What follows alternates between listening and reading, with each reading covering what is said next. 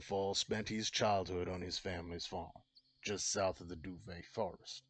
His parents, Derlin and Macy, had raised him well, teaching him what he needed to know to one day take over. Financially, they did quite well for themselves, carting their crops to nearby towns and cities for sale, although the frigid weather that often surrounded their home did not make it an easy life.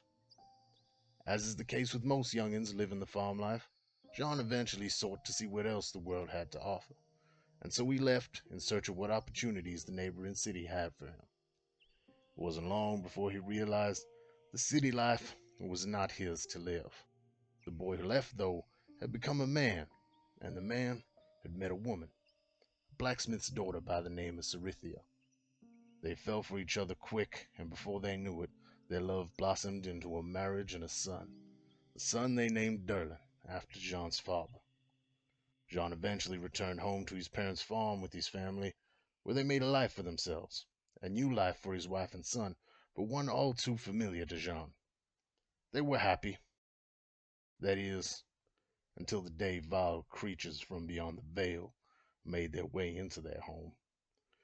After being driven from his homeland by the insatiable undead that now plague it, Jean seeks out those brave enough to aid him in cleansing his land of the foul fate that befell him and his family, and exacting the vengeance he so eagerly thirsts for.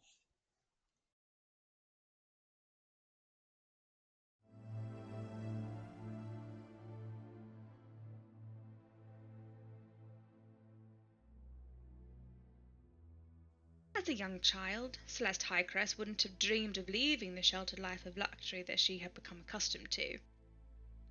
Born to two noble parents in a land beyond the veil, Celeste's childhood had been fraught with expectation. Her father, High Archivist Saran Highcrest, had set very high standards for his two children. The elder of those two elves, Celeste's sister Cressida, had surpassed all of them. Saran trained his two daughters in the art of magic and history, a respected wizard himself. Cressida had leaned into this as easy as breathing. Celeste, however, had struggled, fighting the shadow of her sister's success. She never quite met the expectations of her family, and was always the object of her father's disappointed glances. When the sisters came of age, they sat the entrance exam to join their father at the archives, to be mentored under his tutelage, and to be admitted to the sanctum of archives to scribe ancient texts and tomes. Cressida, to no one's surprise, surpassed all expectations and gained entrance. Celeste, however, held true to her long-standing tradition of always being second best, and was rejected. It was rare that one of her status should choose to leave the homeland, but never being able to escape the overshadowing of her sister, the youngest elf decided it was time to break free of her family and forge her own path. If she remained here, she would always be Cressida's sister, nothing more. But if she were to leave this place behind, perhaps she could prove herself as her own person. She found her way, eventually, to a hidden doorway, a portal to the material plane, and stepped through. She found a world familiar, yet strange. She walked, realizing now that whatever she had left, whatever power, had been left behind her. She boarded the first ship she came across, bound for the kingdom of Quell. Celeste travelled for years, traversing oceans between continents, desperate to find something worthy enough to bring home to her family as a tribute. But eventually the news reached her. When she had crossed into this world, the doorway closed behind her, locking and leaving her stranded, with an entire universe between her and her home and family. And now, Celeste wanders and waits, desperate for answers that will lead her home again.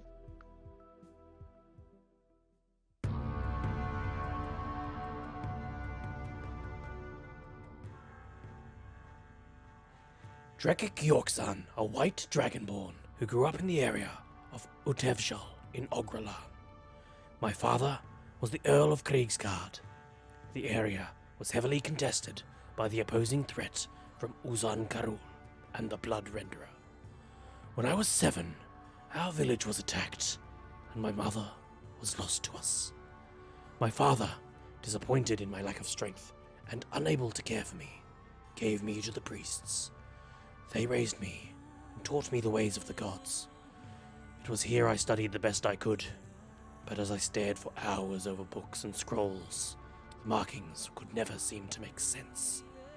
The occasional word I could read, but most were lost to me, due to this dreaded curse in my eyes, making the world seem blurred. It was only through listening and paying attention to the prayers and the ways of the priests that I was able to memorize the ways without ever needing to learn to read properly. After 8 years of service, my father returned for me, saying that it was time for me to return and defend my clan. I never liked war. The killing and bloodshed did not appeal to me as it did my father and brother. One night, I tried to make peace with the enemy by healing their wounded and sick, but I was betrayed. It was in this way that the village on the border of Iswalan was run over, and I was banished from my home to walk a path of shame for the rest of my days.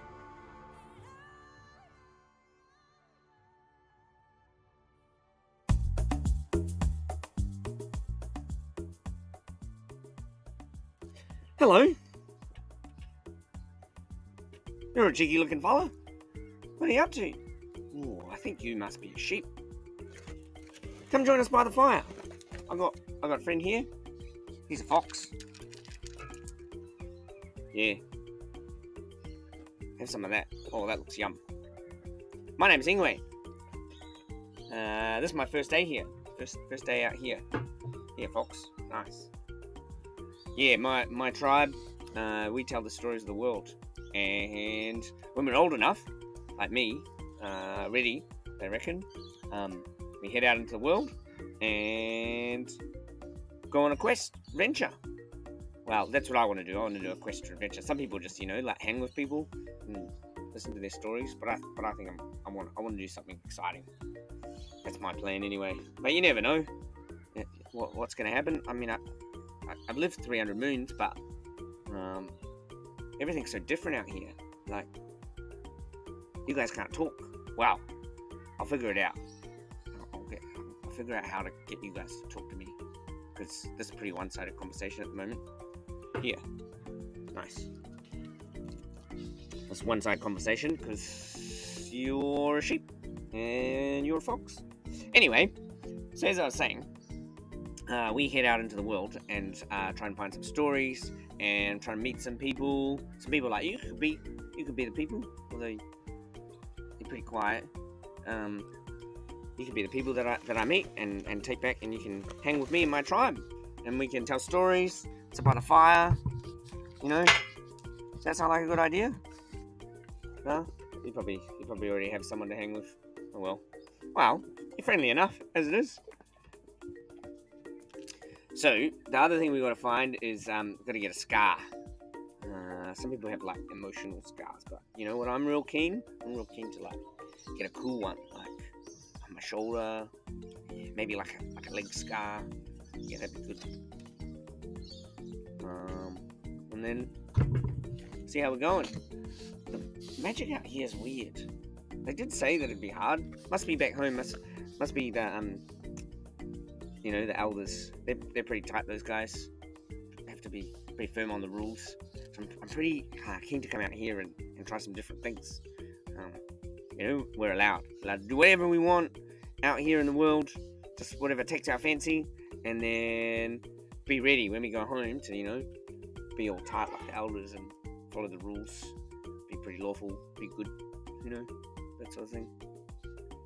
Well, it's been nice chatting to you. Come closer. That's alright. Nice and safe by the fire.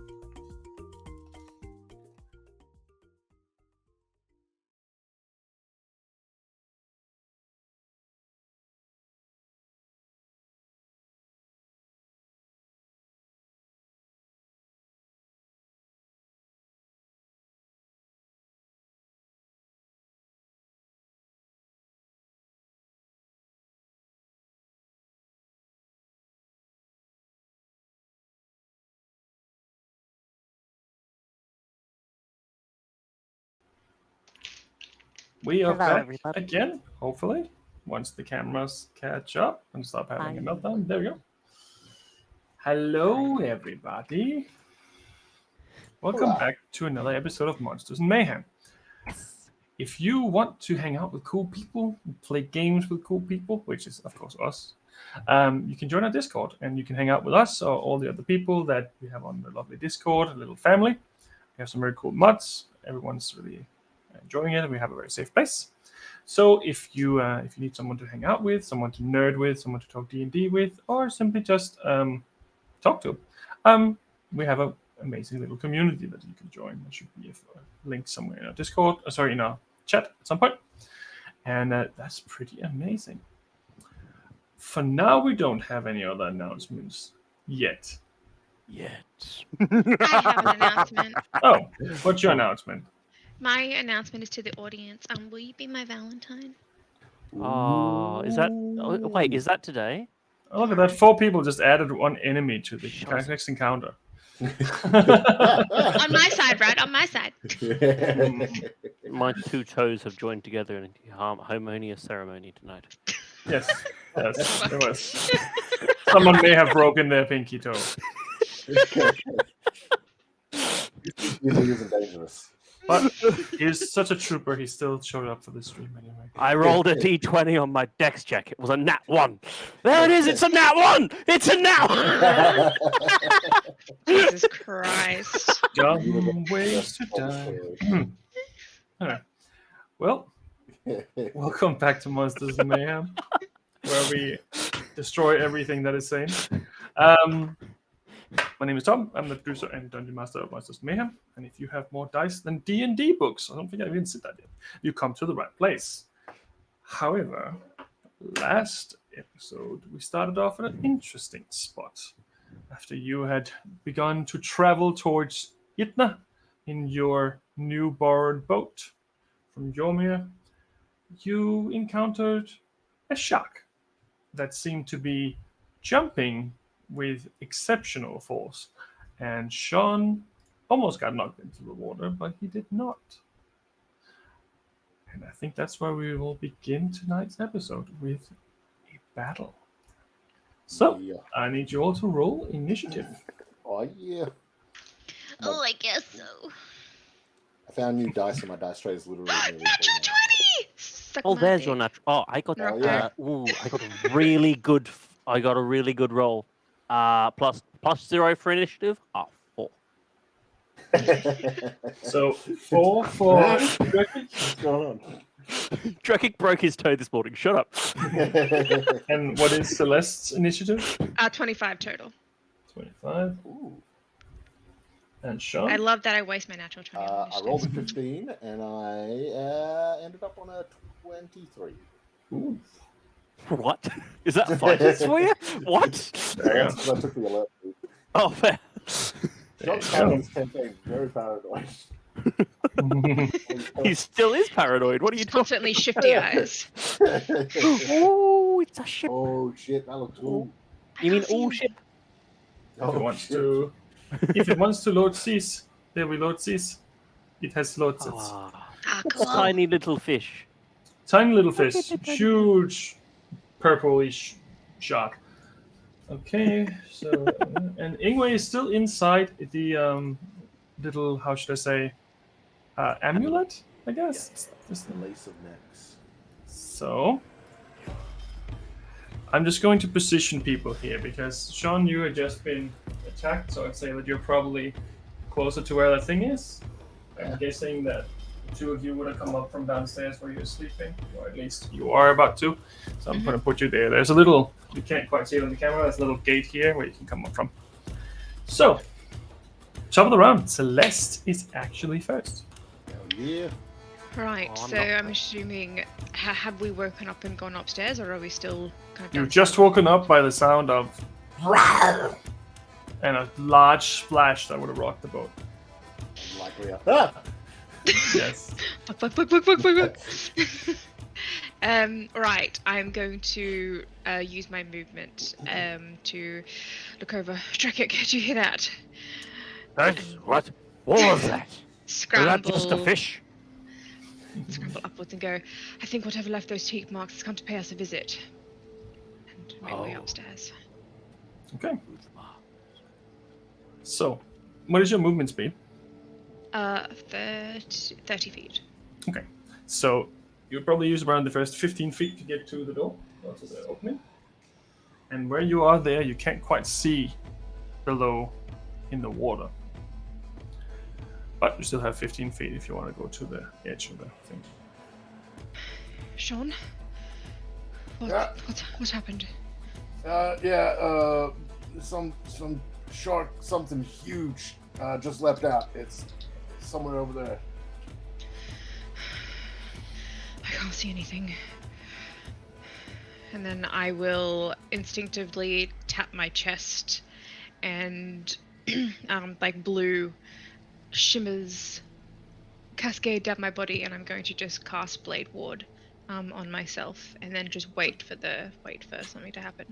If I cannot see anything from where I'm standing. Not without moving a little bit further, because you're in the middle of this ship and you can't quite see the water surface. You can see like there's something moving, but you can't quite see the thing from where. Right. Okay. So yes, that's. I'll actually look towards John and go, "Be on your guard. Yep. If you could take down that man at the bar, there should be a piece of cake for you, and I'll give you a point of bardic inspiration." Ooh. Thank you. Remember, you have that one. That's the list. That's me. Right. Next up, we have Sean. Alright. Jean is so looking over that ledge, cannot see the creature, right? Last I saw it dove out, snapped at me, went over the boat on that side, and into the water. So technically, it jumped over the boat. Yeah. Tried to hit you, and then it turned around in the water now. Okay. So you can see it very clearly there. Oh, I can? Okay, cool. Yeah, you can see it there. It is underneath the surface of the water, but you can see it. It's not like deep under, it's just like maybe like this much under. Yeah. At some points. Jean is going to look for rope. Rope? Yeah. So I know he's got rope in his bag, but I imagine his bag's be downstairs. I don't think he'd have it on him up there walking around. Yeah, it's definitely rope. Rope about. Yeah, that's definitely rope on the ship itself. Okay. Jean's going to go grab that rope, and he is going to tie one part of it to his... well, what's the length? Does it look like a standard 50 foot? The rope? Yeah. Yeah, it's about 50. Okay. Jean's going to grab the one end, tie it to his belt, take the other end, and he's going to tie it to the Senriol. And he's going to go, "It's time to go fishing." And he's going to grab the Senriol, come up to the edge, and toss it over and try to hook the shark, basically. Okay, give it a go. All right, so attack number 1. Oh, nat 19, which is a crit for me. That's Woo! true. So that is La Senriol crit, which means that is... Oh, crap, I'm panicking. Where my dice? There, my dice. Okay. 1d6. Oh, no, lowest roll. So that is a total of 5 damage. Right, you. And... Is that doubled? That's doubled, yeah. I rolled a 1 on the dice. Yep. Fair enough. Now, if it hooks and hits the flesh, my hope is that I'm going to try pull back on it and try and get it to, like, lock in. And then I'm going to try reel this thing up onto the boat. Because I think the safest thing is getting this thing out of the water to kill it. Okay. Well, if you want to do that, I would say that's a contested strength check. Yep. Can I rage before doing so? Yeah, you hook. should. Yeah, and start pulling. Sure. All right. Pull with your teeth, John. Pokes his head out. What's happening? Vroom! Oh, there goes John. Okay. Even with advantage, absolute bullshit. 7.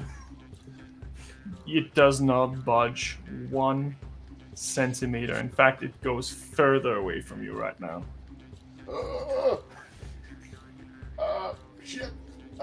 Jean's gonna grab his other hand axe, which does not have. Well, I don't know if because that was an attack action. So that would have been an action to try to pull it as well. Yeah. So then that is Jean done then. Okay. Next up, it's the shark. Sean, can you make another strength check? Yep. Ah! He's hooked. I'm so glad I'm raging because that would have been a natural one. So that is 16 this time. Unfortunately, that's not enough. You are yanked into the freezing water and are now, can't quite call it prone in the water, but you are in the water with this thing, and you have already taken damage, so it has advantage on its attack roll. Ah, yes. Shit. That is pretty shit, though. I don't think a 14 hits you. 14 does hit me because my Oh, it does. Not in shield mode. Yep. Okay. So You are a weak individual. Okay. Logistical question. Does anyone remember if we sucked on Ingwe's pipe before he went into the amulet? You did. Okay, good. Just move back. Yes, I distinctly recall that saying, before you go, can we suck on your pipe? Sean, you take 10 piercing damage and 6, what's it called? Electric damage? No, sorry, cold damage. Cold damage. Cold? Not electric. Cool. Cold. Okay, so the 10 is hard, but the other's not, right? No, I don't believe so with your rage. No. No? Okay, so... Unless it says so, at least. The other one's cold it's damage. bludgeoning, piercing, and slashing. So the Yep. bite, I assume, is the 10, right? Bite's halved, yeah. Okay, cool. Perfect. But just not the cold damage of it. Yeah, That's all. cold is the full 6. Gotcha. Sweet. Oh, good.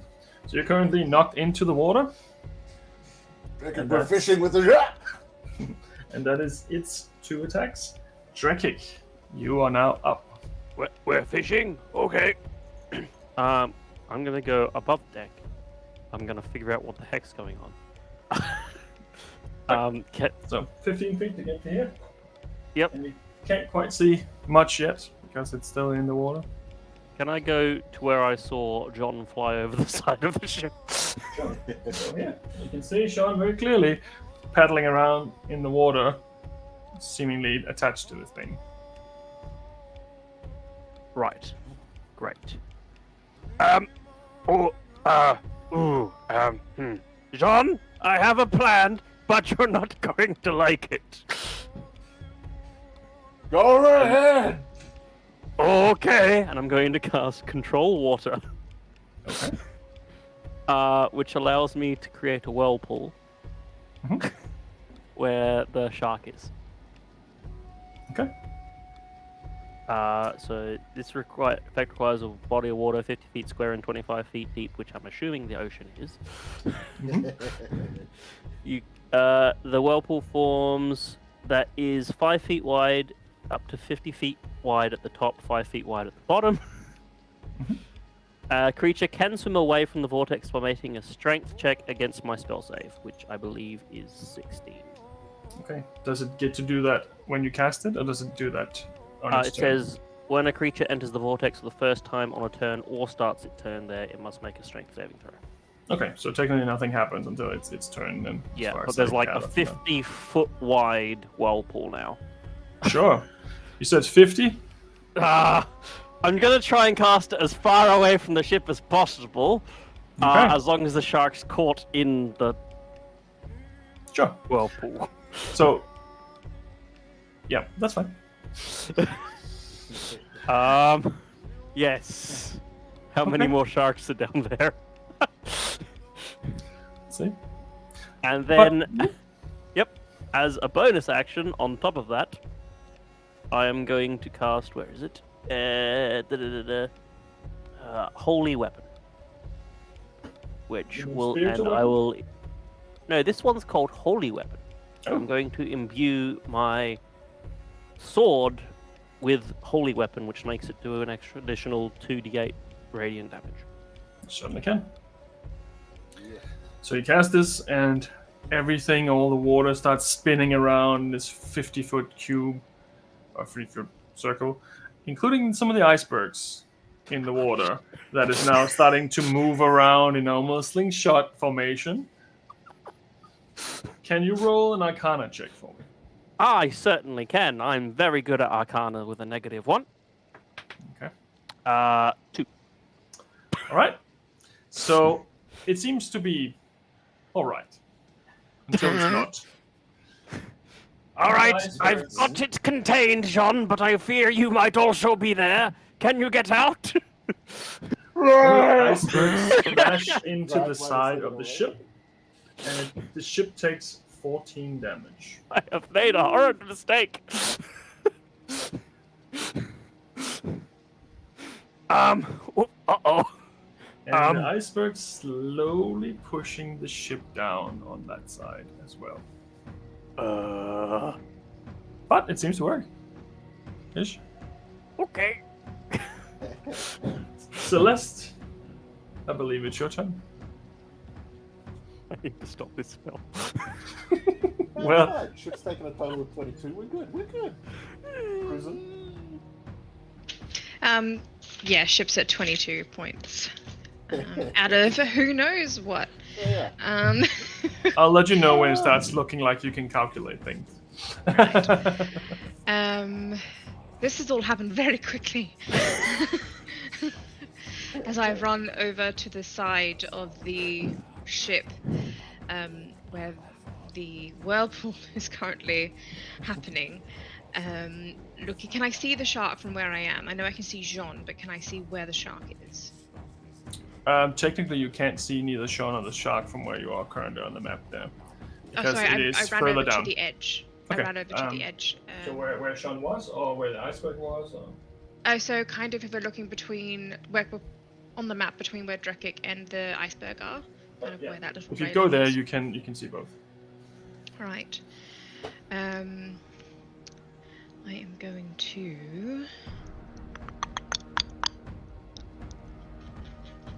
throw out a firebolt towards the shark. Go, Go for it. Sean, are you alright? Ah. Do you need help getting out?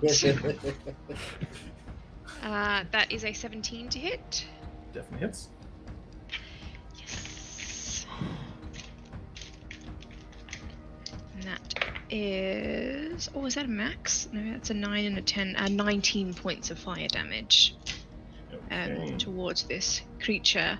And then for my bonus action, if I can, I want to take out a length of rope from my pack and just tie it around the railing or the side of the boat, preparing to then chuck it over to then help Sure. Sean. Yeah, I'm going to try and use my mage hand next turn to guide it out to you. That's perfectly fine. Yeah. That's your turn. I'm going to look towards Drekik and go, are you really sure that was a good idea? It scraped the entire side of the freaking ship, and I'll give you a point of bardic inspiration. I just woke up. I'm sorry. I didn't expect this. No. So that is a D8 for you. Thank you. There we go. That's your turn. Yes, that is me for now. Okay, Sean, make a Constitution saving throw, please. Yes. Oh wait, raging is just strength, or do I get extra bonuses on this? Normally it's only strength, but it might be that you have something additional. No, just strength. Sweet, okay. Con save. Woo! Mm-hmm. I'm holding on to that inspiration for another time. Are you're in the whirlpool, aren't you? Yeah, I believe Yes, so. that too. You need to make a strength save. Okay, I can do that too. Of So 16. the con save was Strength total acrobatics 14. save. Okay. 14? 13. 13. Okay. You take 3 points of cold damage, Okay. and you have 1 point of exhaustion because of the extreme cold. Ooh! Oh, no. That is. It's pretty freezing down Ooh. there. There's icebergs and shit. Oh yeah, no, it makes sense.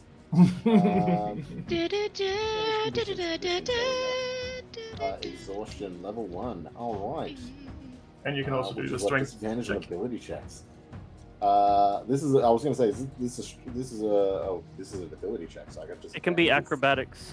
So no, athletics. Strength, athletics. That's what it says. Okay.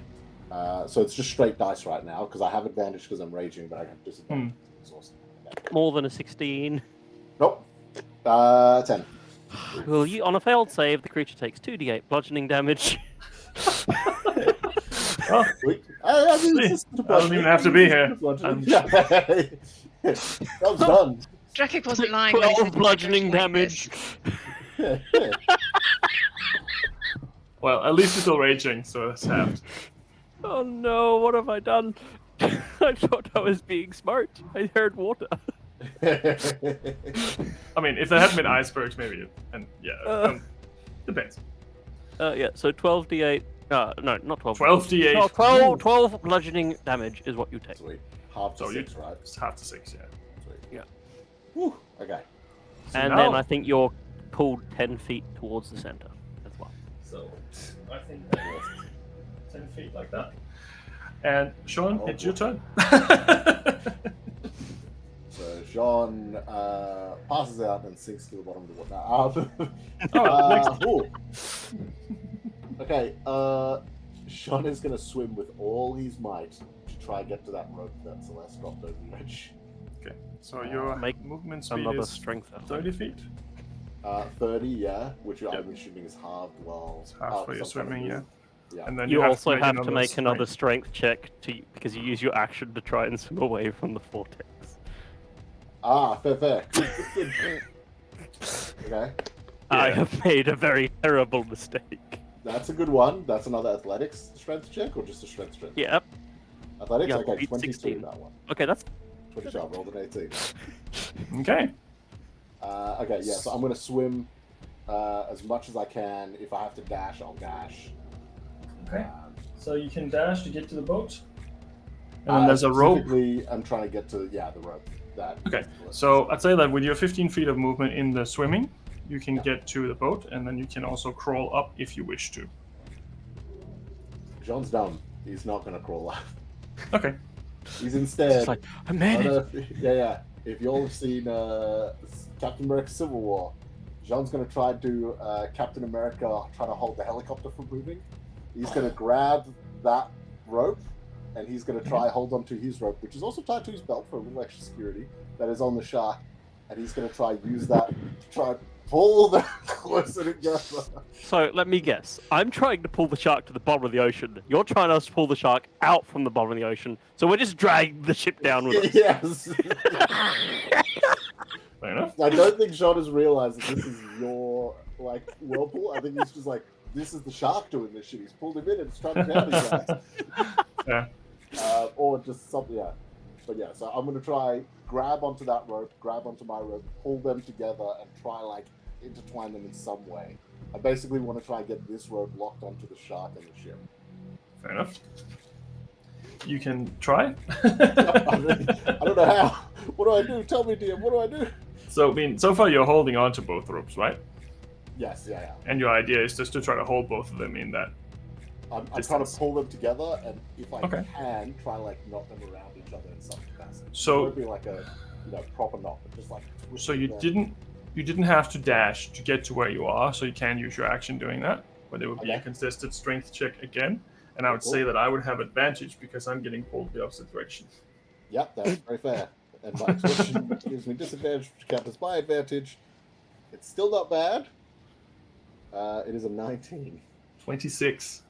Yep, cool. Unfortunately, Something about not. lose his arm again.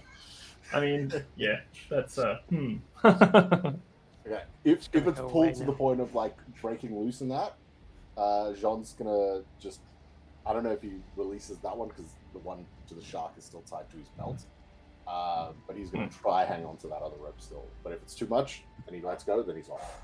but well, for now you're holding on still, but it's just getting very taut and Yeah. not quite going in the direction you wanted. Cool. So that's your turn. Yep. Cool. Celeste, I need you to make a dexterity saving throw.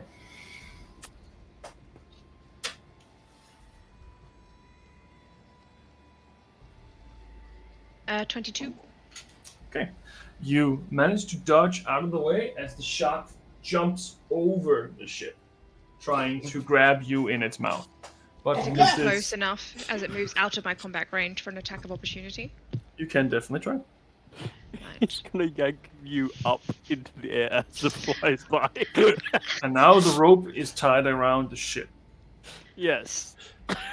So for my attack of opportunity, I am just going to try and... Actually, it was in the whirlpool at the start, wasn't it? Make a strength check. True. Just saying. That is a 17. Oh, yeah. Sorry. Just makes it. Oh. It's a lot. 18 plus 8 to hit with a dagger. Yep. And that is 3 plus 4, which is 7 points of piercing damage. 7 points. Okay. Fair enough. Do I So get just a reaction? bring it attack? out of my pocket and just kind of hold it above me as I duck out of the way, and it slices its little belly on it as it goes past. No, you would not. So to Okay. flow over her, trying to attack her, which in theory would be this reaction. So, there we go. That is. It's actually only one of its attack. It's going to attack the ship. It's going to try to attack the ship. You secure wounds on the ship. That is a 26 to hit the ship. And Yes. No, it doesn't. Ship has AC of 30. Oh. That's a steel plate of armor on that side. I'm sorry. Yeah. The Steel Avenger. I just used the shark takes damage.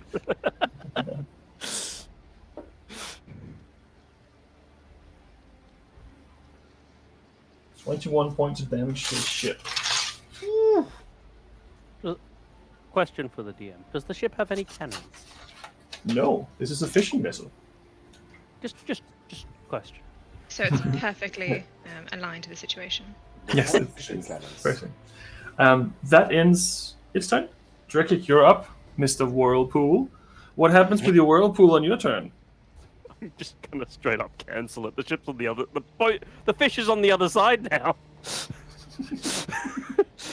It's done nothing but disaster. I give up on it. I go, okay, guys, I'm awake now. I'm sorry. I have made a terrible mistake. Let me try this again. And I am going to. I can do things. And we'll note that you can see a bit of extensive damage on the ship now. I would like to cast Control Water again. Okay. But this time, I would like to cause flowing water in the area I choose to move in the direction I choose, even if the water has to flow over obstacles, up walls, or in other unlikely directions. Can I choose the block of water that the fish is in and make it go up? Up? Yep. How far? I can choose a cube that's up to 100 feet on a side. I just make it flow. I just make the water flow up. Okay. Sure. So this thing could be flying over us like 100 feet. So right now it is on a pillar of water. Flying Great. above the ship almost. Question. Right. Where is Jean in all this being tied to this fish? He is still down here. Okay. For now. Can I Okay. do a running jump and hit the fish as it goes up? Can I jump on him as he's flying up? You can definitely try. Can you start by making an acrobatics check first? Sure. I feel like this is gonna end well, guys. 5. 5? I'm not even gonna make it off the ship. What? Can I hit the shark as I Max fall down. to my death? Can I hit him on the underside? Make an attack roll. Yay! Ooh, that's alright. 19. Hits. Alright. And I'm going to do 1d8 of... No, 1d10 of slashing damage. And then 2d8s of radiant damage. Okay. Going to hurt it for 8. 8 total. 8 total. There we go. Okay, you hit it and then you enter the water, which is, even for your standards, pretty cold. This is And I need brisk. you to make a constitution saving throw as well. Actually, no, wait, that's not yet. That's on the next start of your next turn. Okay. For now. Constitution doesn't bother me. I'm a drunkard. Well, that's your turn. Yeah, actually, can I bonus action anything? That's a great question. Can I bonus action anything? No, I can't really because I'm using control water as a concentration.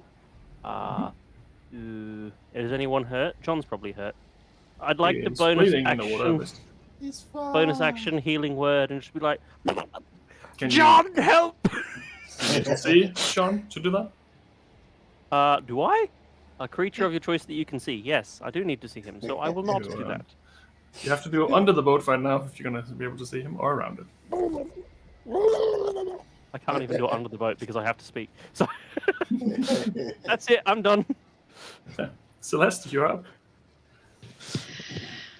Anyone else have any bright ideas? And I'm going to You have a flying shark.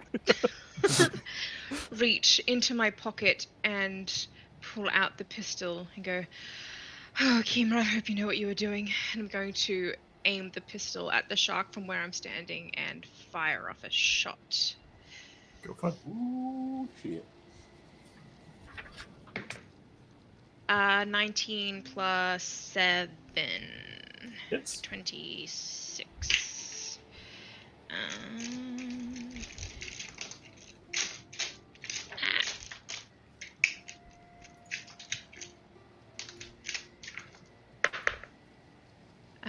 Eight, 9, 10, 11 points of...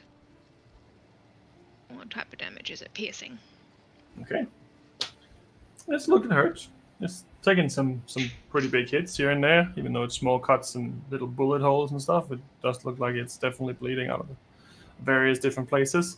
And it's bleeding black, as you can see now, which is not all too unfamiliar, considering the black substance on the surface of the boat previously. Yes, it's all coming together.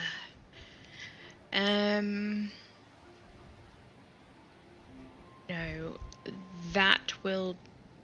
Actually, can I see Jean from where I'm standing?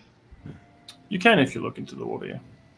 I'm going to turn down and see Jean dangling off of one rope with the other rope high in the air. Just go, Jean, do you need help getting up? Or at least cutting that around the waist? You're like, whatever he's trying to say. Yeah, John needs to whatever he can get to. Right. I am Is your going intelligence to- score an 8, by the way, like mine? Yes, it is. Great. I am going to healing word at 3rd level to Jean. Alrighty. So 4, 3, 8, 9, 10, 11 plus 3 is 14 points of healing. Nice. Uncorrelation.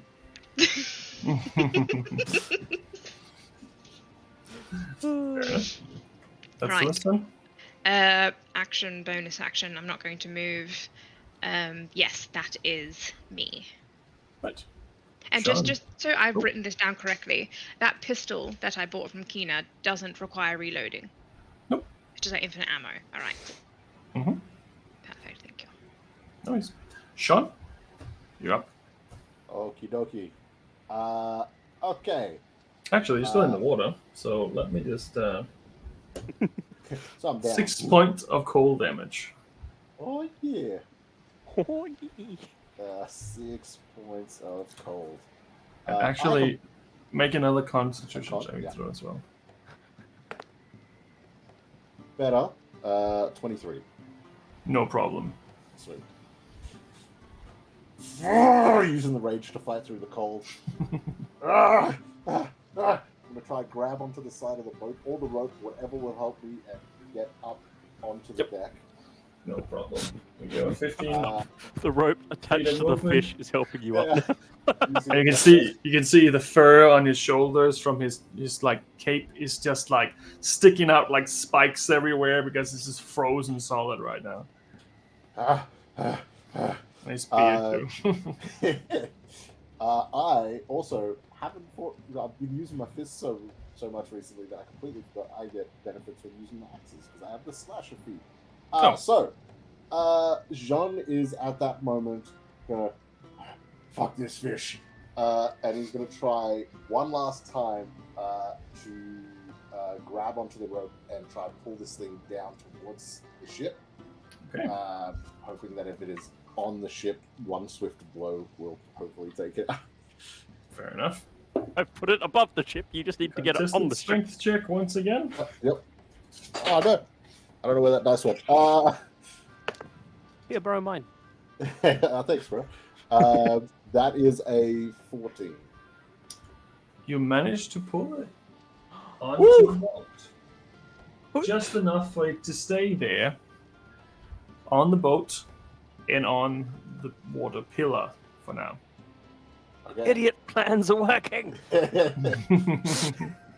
it now while it's vulnerable. And I don't know if that was an action or if that was like part of an attack action or It what. would have been an action or an attack action, depending on what it is. So if you have multiple attacks, you can have another attack. Okay, cool. Yeah. If It that's just the costs case- you one of your attacks to do that.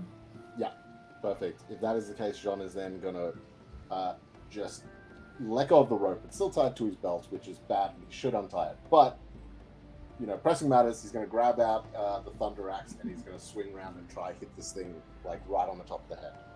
Go for it. That is. He slips on the deck with a natural 2. But it was a 2. Another one. Yeah.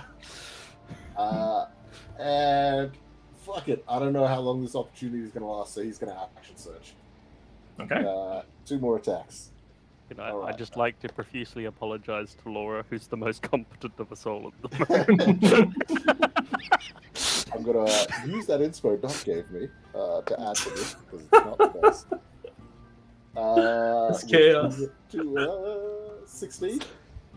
16 just hits. Woo! Woo! Okay. This is two-handed coming down. So that is max damage for a 12. And then he's going to make his second attack, which is a natural 18 for a total of 24. Definitely hits. And wait, Bardic Inspiration, your one, Laura, can be used on damage, right? Correct. Damn. Let me just double check that actually before I say that. I think it does.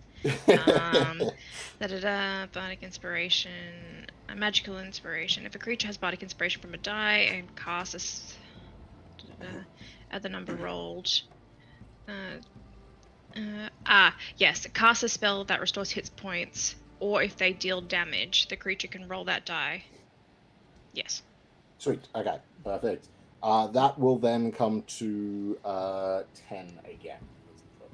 10 total. Oh wait, sorry. 2 more damage for each of those strikes because I'm raging. So plus Yep. 4 on top of those. So a total of 24. When you rolled your contested strength check, did you do that with disadvantage? I did it with straight roll because I've got Good. advantage as a rage. What stuff? Just checking. Yeah. Oh, good. sweet. That's you? Yeah. Bonus action. No, I'm gonna hold off. Yeah, no, that's me. Okay. So, I think the Blade Ward only lasts for a round. Is that not right, Laura? Yes, yeah, it's just 6 seconds. We'll do this because it is right there. So, this is obviously a little confused about why suddenly it's on a ship. But it's all good. It's gonna attack Laura once. Sorry, Celeste Who's Laura? once. Celeste with a natural 1. So it misses you. And does 6 Only goes points on the of ship. damage to the boat instead, unfortunately. Oh shit. That's the only thing it can hit. Other than you. So we're at And then it's- 49 currently. Going to try and swing around and eat Sean with a 14 to hit again. That's so lucky. Like, I roll really That's the shit for this number. thing. So that is...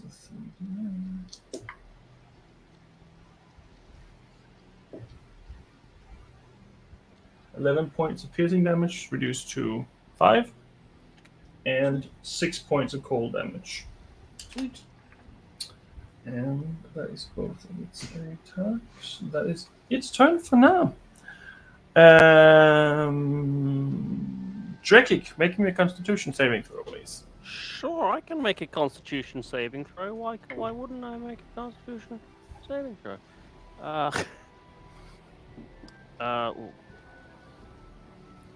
So it equals a 10, but it was a nat 1.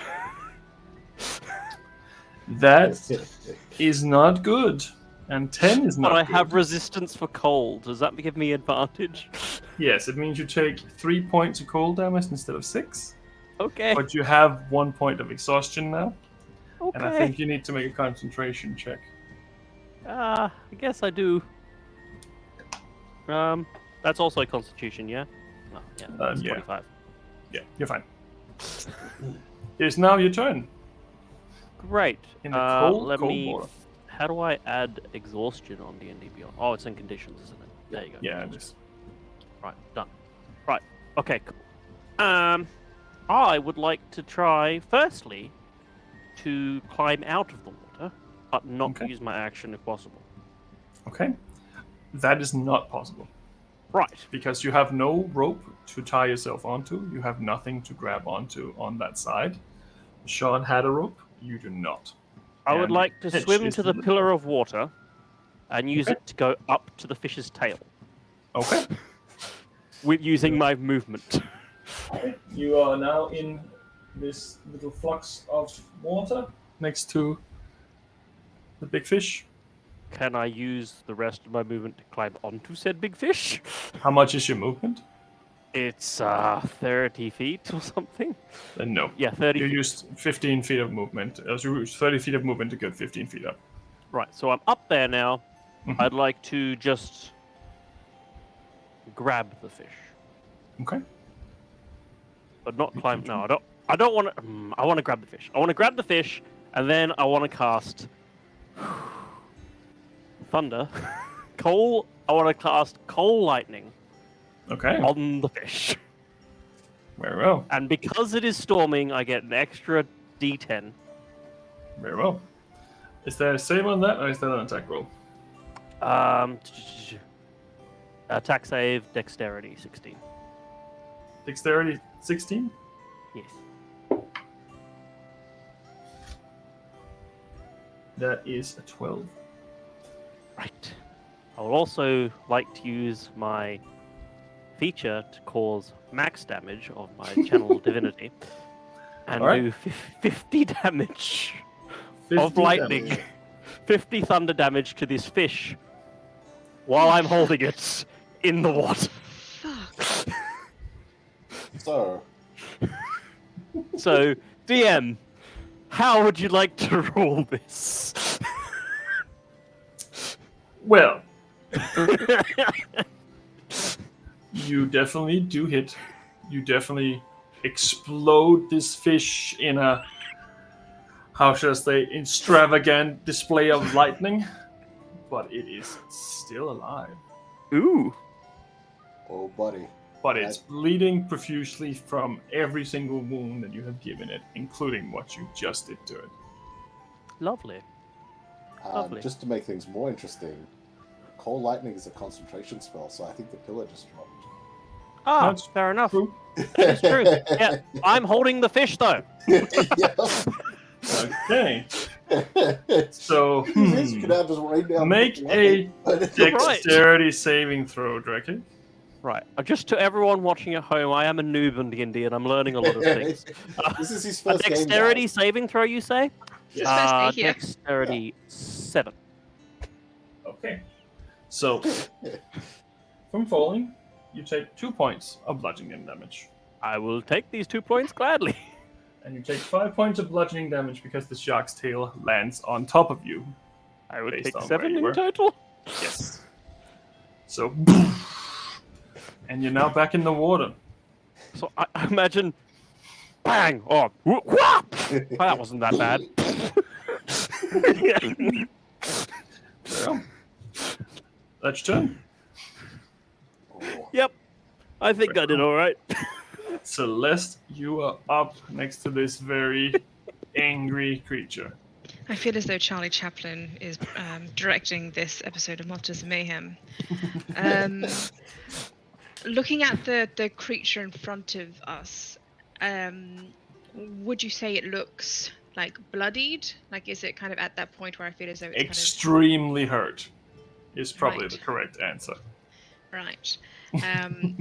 With the pistol still in my hand, I am just going to aim it directly at like one of its eyeballs from where I'm standing and Okay. fire it off. Okay. Make an attack Oh, roll. I should have to make another concentration check because I got hurt. Technically, it should have been with disadvantage because it's prone, but I'm not going to do that because it's big. 17. Yeah, I'm fine. That is a natural 20. Yay! Hell yeah. So, The competent one. Sean, make a dexterity saving throw as well. You got it. I remember you letting me know that something happened on a crit with this gun because of runes on it. But you'd never actually told me the details of what that is. Right. Just said I something will happens have to with the dig that symbols. up, and I don't remember off the top of my head, so I'll have to look it up, unfortunately. But for now, let's say double damage.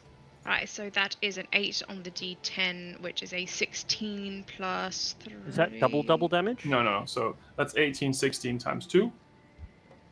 Because the crit. Yeah, so it's 16 for the total damage, plus 3. So What did you roll on the die? 8. So So that would be 16 for the extra effect, and then that would be doubled for the crit. Wait, so it's 1d10 damage. Mm-hmm. So 8. And you rolled an 8. Yes. So the double of that would be 16. 16. Right. But that's for the special effect of a natural 20. And then the normal crit on top of that is 16 on top of that. So that's I 30, see. 32? 32 plus 3. Yes, 35. 35. Of piercing damage as I aim it directly at this fish's eyeball and just let it off, and kind of sparks come out of the gun. Fair enough. Sean, what was your dex? So I was just going to confirm, because I have danger sense. Can I see this happening? So No, we 'cause can't see anything on the other side of what's going on here. cool. Okay. I just wanted to confirm because I have advantage if I can see it. So Yep. before I rolled, without that, dex save 17. Okay, so you move out of the way as this bullet flies through the skull of this thing, and it almost looks like a ball of lightning as it just shoots across the sky and continues into the ether. And the creature is not moving any longer. We've got it on the ship. Best fishing trip ever. I'm immediately going to take that 50-foot length of rope from where it's hitched onto the side of the boat and leap over this fish and chuck it into the water for Drakic. Right. No worries. Which I think should still have about 15 feet of slack if I'm looking at the measurements of the boat correctly. That's probably fine. Yep. So for now, let's say that you managed to get everyone back on board, some with some exhaustion, and a dead shark hanging off the side, and a iceberg hanging off the other side, and a slightly damaged boat. Let's say it's 50-50 at this point. Did we get it? Is everyone right? John's just in the back hacking at this thing's neck, trying to take off its head. Did we get it? We got it? Yes. Oh my gosh. This is what fishing is normally like. This is great. We should do this more often. You're right, Drakic. I'm surprisingly a little bit cold, but fine actually. You got a little bit of ice kind of after your nose. Oh, right. Fair enough. Where's John? Oh, there he is. Not hear him. He's covered in the black blood. Did my lightning cook it, John? I don't know what happened. We're gonna sell this when we get to shore. We certainly are. Can we have some before we get there, though? Can you cook it up? I'm sure I could. Probably make sure it's safe to eat first. Slice off a bit. Let's have a feast. John's gonna use the bit that's hooked in with the rope still and use that to try drag the thing completely onto the deck of the ship. And I'm gonna help him. Okay. you manage to eventually chop it up and bring it on board. Yes. It's a lot of fish. Still have a problem with the iceberg staying attached to the side of the boat, but That's okay. Once it's on, before chopping it up, John would go and try to push the iceberg off, if possible. it would take you a bit of time with some hacking and slashing, but eventually you can push the boat away Celeste, from. can you chuck some of those fire bolts and melt this ice? I'm a little busy at the moment, as she's hanging off the side of the boat, assessing the damage that was done to the hull. So the damage to the boat itself was 47 points of damage. Total, it's 49. 49, sorry. So I'm going to try, and any gashes or holes that are a foot or less in diameter, I'm going to try and patch up. Right. Roll a d6.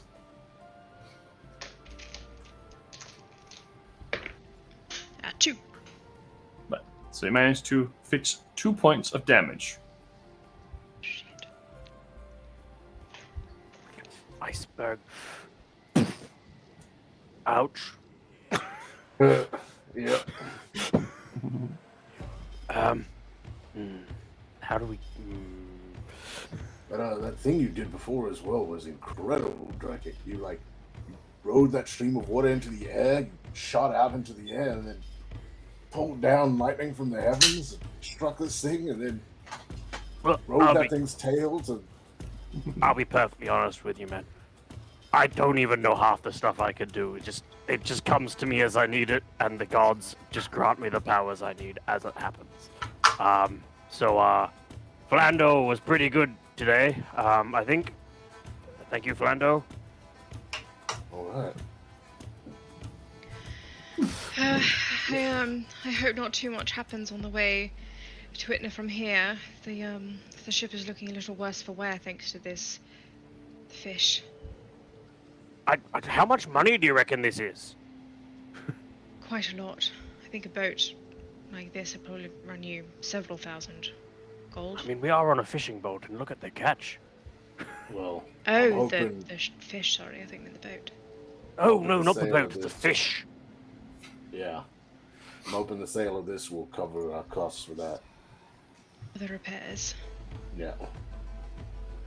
They ain't gonna be cheap. And something like this, I don't think most fishermen are pulling in on a regular day, so might be able to get Probably, pretty good for this guy. It's probably a big catch. Yeah. How's everyone feeling? Good. Great. I was just about rested, but yeah, nope, not anymore. I mean, a little bit sleepy, but good. Why don't you both go and head down and get some rest if you'd like, and I'll stay up here. How are you feeling? Tired, but manageable. I'm fine to just take a watch. That's all right. I'm awake now anyway. The cold water really wakes one up. I'll tell you that. I can imagine. Here, I'll prestidigitation both Drekik and John to dry them out. Your clothes end up being dry, and you feel a little warmer, but And scented like lavender.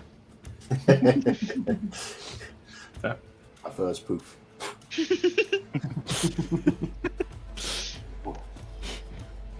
Oh. Right, how do we store this thing? I'm just going to hack it up and Look, I'll be honest with you. The weather's pretty cold. It's probably fine to stay on the deck. well, I'm just worried about, closer we get to shore, scavenger birds and the like. Oh, I can cast a fog and hide the fish. Yes, but they can still smell it. Well, then I'll just smack them away. It's fine. Right. I'm no expert in fishing, so Neither am I. I'm making this up as I go. I mean, you saw how I catch a fish. it was really impressive. And by the way, Sean, thanks for pulling it onto the boat. That was really good. I put it up there, and then I was a bit confused about how to get it on, and you just yank. Teamwork makes the dream work. You pull him up, I'd pull him down, and Celeste just lines him up. Boom. 1, 2, Team 3. work. I wonder how Ingwe would feel about this. Yeah. You know Cut what? to Maybe Ingwe playing cards or something. maybe it's best we call Ingwe out once we get there and sell the fish. I don't know how I'd feel about us killing this big thing. Maybe it was just defending its territory. That was Can originally Ingwe what I was transform? You know, Ingwe transforms into animals. Yeah, can Ingwe transform into this thing? He can take the form of a giant eagle. I don't know why he can't take the form of a giant fish. Maybe we can ask him when he comes out. It was my thought trying to get out of its territory last night, but apparently either this thing has a very large territory, or has some Doesn't sort have of a large ambition territory against us. anymore, I'll tell you that. Well, that's if it was solo. Oh.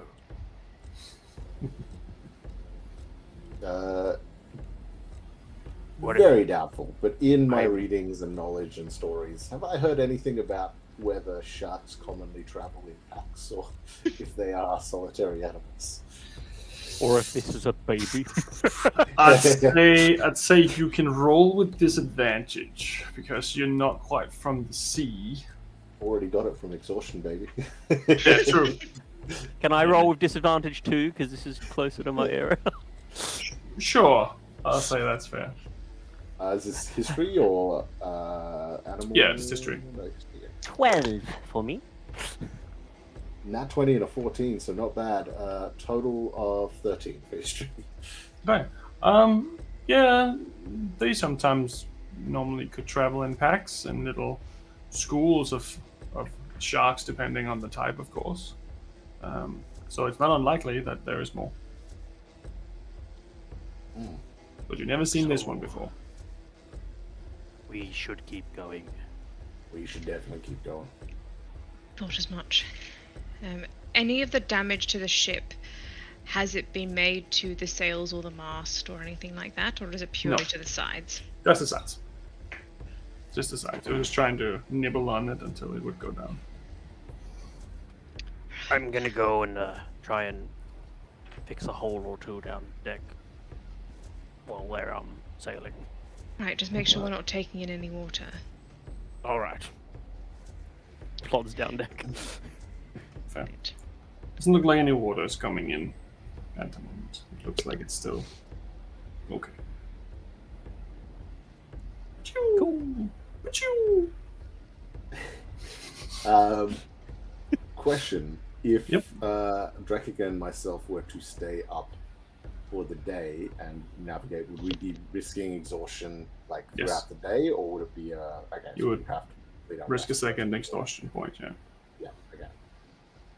All right. Jean's going to take that opportunity then. And all right. Why don't we finish up our rest? Whoever needs to. And then Before, just I'll help you get going, but then I think I should probably rest too. But yes, we if should you probably get moving. if you could both just help me lower the sails and hoist the anchor up. Once we get on our way, you can dock down and I'll shout if anything else tries to eat us alive while we're here. Yep. I hope Sounds you good. shout out. I think it'd Fair be enough. worst if you don't get the opportunity to shout out, but that's just me. Well, I think that you'd notice when the ship stops moving, or if it crashes into an iceberg or something like that. I'm sure that'll be a decent enough. I mean, I've already experienced what crashing into an iceberg feels like now, so Yes. Yeah. All right. Yeah. Let's get to it. And while they're setting up, Celeste is going to create a fire next to her at the stern. Sure. She can No stay problem. warm. Okay. So you're steering for the next period of time, is that right? Yes, correct. Technically, it would be, I think, with disadvantage with the fog because she doesn't have someone navigating for her. Fair enough. Because last time we had Drekik or Jean keeping an eye out for the icebergs because of the fog. And if she's steering, she can't also. I mean, I guess she could try and do both, but I'm not sure how you want to roll that. I'd say just make a straight check. Straight roll. Straight roll. Straight roll. And this is a survival, correct? Yes, and you have land-based vehicle, I believe. Water-based. Water-based, let's go with land-based. It's a horse. The opposite. What I need. Pretty good. I rolled a 15 plus, I think it's 7. Let me check. Survival. Plus 3 plus 4 is 3, 4, 7, 15, 22 total. Okay, that's pretty good. So it was technically morning when all this began. So managed to steer the ship clear of icebergs and various different things that are sticking out of the water. And you seem to get into the open water again, where there's not so much interference and not like looks like there's no reefs in this area and such. So you should be good.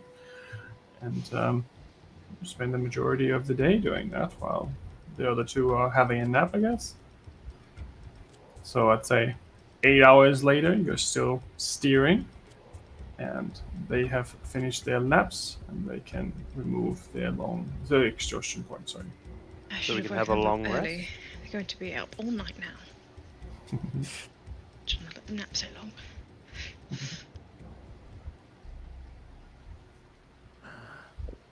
Do we just have a long rest? Yeah. Yeah.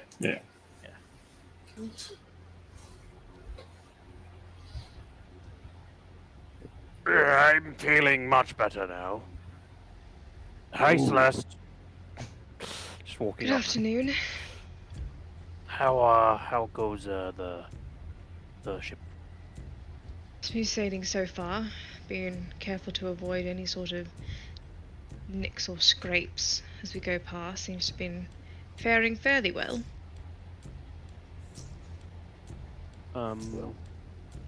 Nothing out of the ordinary. How long do you reckon we've got to go? Looking around, can I see any birds? Make a perception check Can I use advantage? with your thingy. Yeah. Yeah, I look out. Sure. It doesn't matter. They're both the same roll and they're both shit. I rolled 2 6s, plus 5 for 11. It's still pretty foggy and stuff, and you're having a hard time kind of seeing anything at this point. You can't hear anything, you can't see anything, but you can still kind of steer. Going a little slow, but kind of anticipated that when you were told how long this was. So I'd imagine if at the moment it's... you can't. How long was it to Itna? 3 days travel? Well, you are on technically the 3rd day now, and it was supposed to be maybe 12 hours, and you travel for another 8 hours during this day. So I guess potentially 4 hours, unless something went wrong along the way. We should hopefully have sight of land within the next hour or so. I think good. that... Are we still on course? In terms of directionally? Do you think so? I would know... You are still on course. Right. We are still on course. The battle with the DM begins. Keen mind, she always knows the direction that she's going in. If we're still on course, we should hopefully have sight of land in the next hour or so. But I'm not sure how far back that little encounter put us in terms of... I mean, the ship seems to be faring fairly well. There's a little bit of a tug on the left-hand side, but all in all... Alright, I'll keep watch from up here then, and I'll climb on top of the fish and sit down. I'll toss you my spyglass to use. I bear in mind I'm on the shark. I'm calling it a fish, but it's a shark. To just make sure no birds perch on it and try and eat it while I'm looking ahead. Right. Okay. Anything else that you would like to do while you continue to travel? Or is it just a bit of a lookout? Sean's just going to start preparing food for the evening that is approaching. And while he's doing so, he's also going to make 4 little snack rolls for everyone. And then drop and hand them all out to everyone. So I wasn't going to say anything, but I am quite hungry. Fair.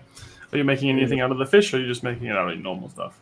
Normal stuff now. Jean does not trust Cool. the fish. Black That's blood fair. does not count for right in his mind. It's perfectly fine. Yeah. And if Ingwe's just sitting, I mean not Ingwe, Drekik is just sitting there looking, and like, and when he takes a break, he's just gonna like pray to like Flando and thank him for the glorious fish that have been brought to him. Right. You sit down and you fold your hands and you thank him for the wonderful fish. As you sit there, a seagull lands in front of you on the side of the boat. Ah, bird, quick, get away from my fish!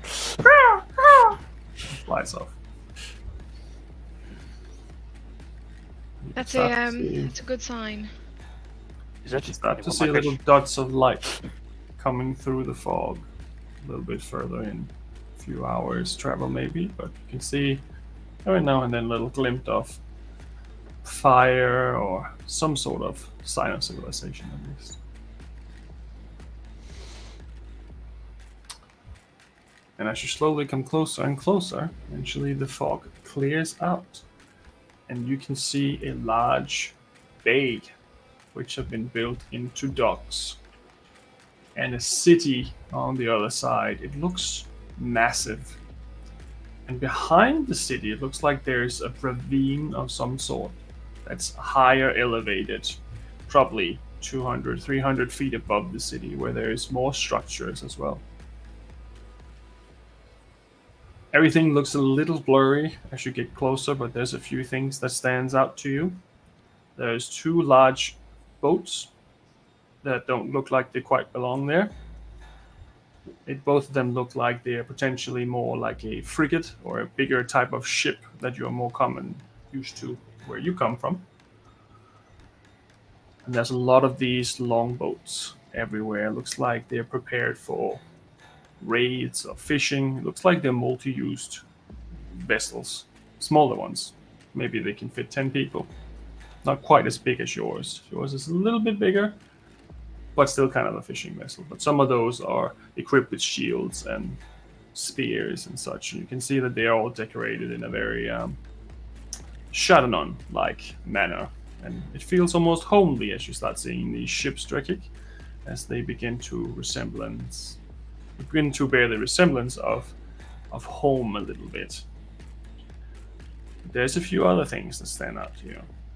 There's a lot of very large statues that looks like they're angels with weapons, shields, armor. They seem to be scattered throughout the city, but there seems to be two of them on the docks guarding over the docks. They are around 200 feet tall. And as you come closer, you can also notice that on that cliff wall that kind of almost makes a U shape around this city on the backside, there is a lot more of these giant statues, and they all look different. They all look like male or female warriors with giant wings and shields and swords and weapons and such. And there's, on the cliff wall itself, numerous ballistas and catapults. Seems to be aiming towards the city, aiming towards the docks, all across the line of where you can see. There's some large structures that stick out here and there, but it's too far away from you to really see it at the moment. Unless you get closer, you can see the docks of Hjaltaland, first settlement that you've seen on Itna. Does Drekik know what the big statues are of? I'd say you probably would know. These are Valkyries. Hell yeah. My goodness. There's some depictions of Valkyries, aren't they? Valkyrie what? Valkyries, they help the dead find Valhalla. Oh, I don't think I've gotten to that part in the Pro Book. Oh, okay. I gotta do more research, I suppose. Interesting. I guess we're pulling up. This is it. Yep. Yes. Start preparing the ship for docking. As you get closer towards the docks, you can see that the city is divided into two sections. The first section, where the docks are pretty much out in the open, and you can technically just walk off the sides of these docks and just continue into Itna. But if you want to go into the city, you have to go through this massive wall. There's multiple entrances, and it looks like, in case of emergency situation, in case of war, they could lock this place down, and then people would only be able to get to the marketplace, and then the rest would be behind a big wall. As you're standing there, Sean, you notice a familiar feeling. Someone's holding your hand. Oh. It's Drakic. Get out of here. No, you do see your wife standing next to you in a slightly corporeal but also a little bit spectral form. She looks very tired. She looks like she has not slept for years. Yeah. And she's just standing there at the bow of the ship, just taking it all in. Hey. Been a while since I saw you about. Yeah, it's becoming harder for me to hold on, but I'm trying. I don't know what's going on, but something is happening. But at least I get to see my home once again. If something should happen. Something happening with you, with the connection, with. I feel more and more tired. I feel like my powers of seeing you is getting drained from somewhere. Well, don't you worry. You hold on. I know you're strong enough to do so. You hold on that little bit longer. We're here, and we're gonna use this to find what we're after and get you back here with me, with your son, with all of us. I hope so. I'll hold on for a little bit, but I have to go. I'm sorry. It's too much energy. No, She kisses you on the cheek, and she's already gone. just stay with her. Good. Oh.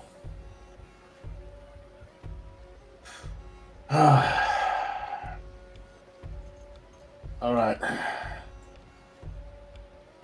I think, order of priority, we gotta find Torgir sooner rather than later.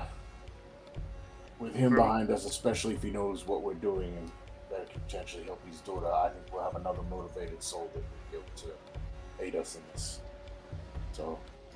Absolutely. Let's pull up, raise the sails, and we'll coast in. We may have to look for some sort of a dock guard or dock manager to pay. Usually they don't take kindly to people just taking up spaces. But once we've got that sorted, see if we can find someone to work on the repairs, and then from there we can head off while they get the ship back in, pardon the pun, ship shape. I can find someone to sell the fish to. Right. Yeah. Harbor master, sorry, that's what I'm thinking of. Make sure it's safe to eat too. Don't just sell it to the first person who will buy. I think it would not. But if it's not safe to eat, shouldn't we sell it to the first person who'll buy? Well, I don't want people to think that we've come in into town and decided to poison half their people. But suddenly that person owns a restaurant or something, or comes back. Well, Well, that'll it's be not- up to them to make sure it's not poisonous, isn't it? if it is poisonous, I know of many places that use creatures as ingredients for potions and tonics and things like that. So I think finding out what it is from there might help us direct on who to actually sell it to. I feel like those people would probably pay more for something like this. Depends That'll on how work. rare it is. True. All right. I'll go look for Torgir's home. I'm sure Jean would have heard his wife talk about her home in some capacities, like in stories and things. So he's going to try use that information as best he can when looking. So you know that she was from a smaller village. Oh, okay, cool. So this isn't probably her home in general. Yeah. But you don't quite know exactly where this is because she hasn't talked about it much because she left home and it's kind of a big thing. Yeah. Leaving home for any reason, just kind of abandoning what's going on there. So. Yeah. But as you approach the docks and you tie the ship down and you get ready, you notice a few more things. There is a long, endless line of wooden shafts going through the marketplace, and across them are hanging crucified orcs. The whole way, as long as you can see. Some of them are still alive. Nice. You notice the names of the two ships that are docked there that doesn't really belong. The first one's the Belching Bear, which is a smaller. It looks like could be a merchant ship, but it does look a little bit like they're probably like how should I say inventive sailors, if you can say it like that. But they're not causing any trouble. They just seem to be putting stuff on board. The other ship is a very large vessel. That one is called the Bartholomew. And that one's parked or anchored further down towards the right side of the city. As you're standing there for a second, taking all this weirdness in, a group of individuals ride out of the gate towards you on these white creatures that you haven't quite seen before. And they ride straight towards you guys on the docks. And these mounts that they are riding on, they look a little bit like, how should I explain it? They look a little bit like kangaroos if they were white. And on top of their head, they have a horn. And then they have two ram's horns on the side as well. And they look like their feet are like a Clydesdale. They're very big and have like a hoof on them. And as they ride out, you can see that they're covered in orange and red uniforms. And they're carrying shields and spears. And they approach the docks. And one of them steps off and approaches you. Halt. What can I help you with? Why are you here? Oh, good evening. We are here in search of family. Also to sell this fish. But mostly for family. We bring news with us, and we wish to reunite. Who are you looking for? Tolfdir? Was that his name? No, that'd be my father-in-law, Torgir. Father-in-law is Torgir. Yes, Torgir Iker. I see. Turns around and he whispers something to one of the others. He heads off into the city on his mount, but the rest of them stay there. We'll see how true this is.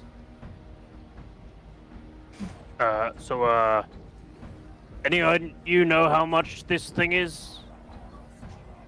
It's bad fish. It's not edible.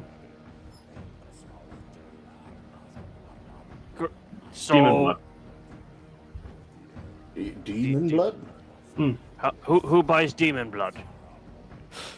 I mean, Garcia does from time to time, but other than that. Would you be able to direct us towards some sort of a harbour master? We'd like to pay our way for parking here, and also need to get some repairs organised for the ship. We'll see what the Earl says when he arrives. Right. Well, I suppose we'll just wait here then. Yes, probably. Is there any sort of fire lit on the dock? Burning Yeah. braziers or something that I can go and huddle next to while we... Plenty of that wait? everywhere. And you see the marketplace is full of furs and fish and all those kind of commodities, and people selling wood and firewood and stuff like that. It's not a very fancy place in that sense, but everything that you need to survive is definitely on display here. Your mount. It's quite interesting. I've never seen a creature like this before. No, they usually live in the cold areas. Here, not so much in Shatlan anymore. Most of them were eaten. It's a Kalok. Oh. Very interesting. Can be quite temperamental at times, but nice Sometimes that can work in your favor. Oh yes. That's why we use them for war mounts. Yes, we have heard some trouble between your peoples and that of Oglan, so I guess it's all to be on your guard. Yeah, you can see all the ones that we captured here. Yes, I did see that sight coming in. Definitely sends a message to those looking to try any trouble. You're right. After about 5 minutes or so, another one of these creatures arrive with a familiar face on the back, for Sean at least. A older gentleman, in some ways resembling Sean quite heavily, just a little bigger maybe, and looks a little older. Looks like the weather has not been that kind on him, but he has wrinkles and such. And he steps off and gives his mount to someone else, and he looks at every one of you, and then he notices Sean, and he walks over to Sean, and he punches you in the face. Yep. Sean's not even going to try to duck or anything. Oh, well, 16 to hit, I think, would hit as well. Yeah, that hits regardless. So take 3 points of bludgeoning damage as he punches you across the face. What are you doing here? Trying to save your daughter, actually. She's already dead. I guarantee you these people can attest that death doesn't always seem to be the end. He's only half dead. Perhaps this conversation is best to be had in private and out of the weather. No. Well, we have many things to tell you, and some of it is quite confidential. Perhaps you may not want it heard by just any passerby. For now, we'll stay here. It'll be faster when I send you home. Jackie. Yeah. I've heard that name. Jackie. Yorkson, right? Yes, that's me. I met your father. Oh, wonderful. Nice bloke. He seems to be very capable. Right. Tells me a lot about you. Well, Look, we're here to complete a task that will allow us to basically resurrect your daughter in some capacity. Bring her soul ultimately back to a body, a living body. I don't know why you are so weak, Sean. I don't know why you don't understand anything about how we live, how she lived. If she dies and you bring her back, you rob her of going to Vygard. You want to rob her from going to the place we all long to go once we die. Do you really think that that is something that she would want? I think she would want. I don't think Be you with her think family. at all. I think that the most of the time that you have spent with her, you have just been in your own little world, not thinking about the consequences of your actions. Shut up, Sir. Mr. Dragonborn, or I will send you into the ocean. So, with all due respect, she is not there and has no chance of traveling there in the state that she's in. This is the best chance that she has to reach any sort of afterlife. She is now being held, her soul is being held captive by dark forces. And the only way to get her back is to bring her back from the brink and put her into body so that if she can, she will then have a choice on where she wants to go. But for now, she's stuck. As a member of the cloth, I can I said, confirm. shut up. I don't like that. Shows tattoo of all the gods. Shush. Trekking. Make a perception check. Sorry, a persuasion check. Two of Make you. a perception check, that's for sure. Persuasion. Wait, where'd my dice go? What's that? 13 plus 7, 20. No. Yes? 19. Persuasion. 16, 17, 18, 19. No, 20. 15. He looks straight through you, Celeste, and ignores you, but looks straight onto Drekek's arm. Let's see. Well, it would be awfully unwelcoming if I didn't let the champion of the gods into my city now, wouldn't it? Champions, by the way. I'll reach down and show his mark. He just grabs your chest and just pulls it down and looks at it.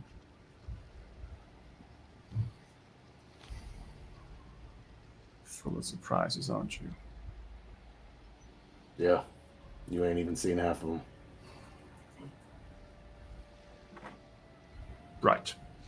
Come with me. He turns around and jumps back onto his mount. And he slowly starts waddling into the city on this thing, making sure that you can keep up. I'm going Yes. to kind of go towards one of the guards and go, is now a good time to ask about repairs for the ship while we're in? I just want to make sure that it's completed in case he wants to send us back. Right. Well, there's Ina's boat maker. They do the repairs on the far right side. Right. I've never seen him that angry before. Trust me, me neither. It's very out of character. If I gave you some gold, do you think you could go and organise those repairs? I think that he wants me to follow. Sure. Just, yeah, sure. Most That one people- there, it's probably around, like, I don't know, like 20 gold. Right. I will reach into my bag and give him 30. Yeah, thank you. I very much appreciate your assistance. He takes it and moves towards the docks with his... It looks like all of them are paired up by twos. And he goes with his partner towards the Oh, they got a buddy system. Yeah, they probably have to. But the remaining 4 guards on their mounts and the Earl, Ica, enters the city. And as you are passed through one of the first gates, you can see this city is...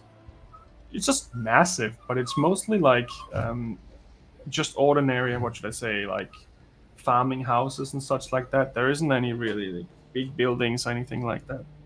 That kind of stand out too as something special. There is a few things. There is a very large church. There is a very large garrison. And then there is a massive bridge structure that seems to be taking you from the ground level up onto the cliff, onto the second stage of this city. And he slowly takes you around, and you go past a place called the Singing Fist, which is the inn of Shaltalan. And there is a ruined tower not far away from there. It looks like it's just kind of fallen in and it's in disrepair. Doesn't look like anyone's living there. And it takes you to this bridge-like structure. It looks like there's these hanging bridges that just goes up and up and up. And as you go into this building and you start walking up these bridges, even with the mounts and with you on them, they are massive. On both sides you can see more of these Valkyrie statues, more hanging crucified orcs. Sometimes other races too, but majority of them are orcs. Some still alive, some of them hung by the neck. Some of them look like there has been someone hanging there, but the head fell off. It's a big display of power, in a sense. And as soon as you come to the top of this ravine, you see all of these war machines aiming towards the docks, aiming towards the city. Catapults, ballistas, towers full of guards everywhere. So you get the idea that if anyone was trying to take this place, they would be in trouble. Takes you to the top level, and there's lots of these structures for protection, and then it takes you to his estate. Next to the estate, there is a temple-like structure. You can't quite see what that is, but as you enter into the estate, you notice a big, round symbol hanging over the doorway, which is a golden shield with a hammer. It takes you in and shows you to a dining room.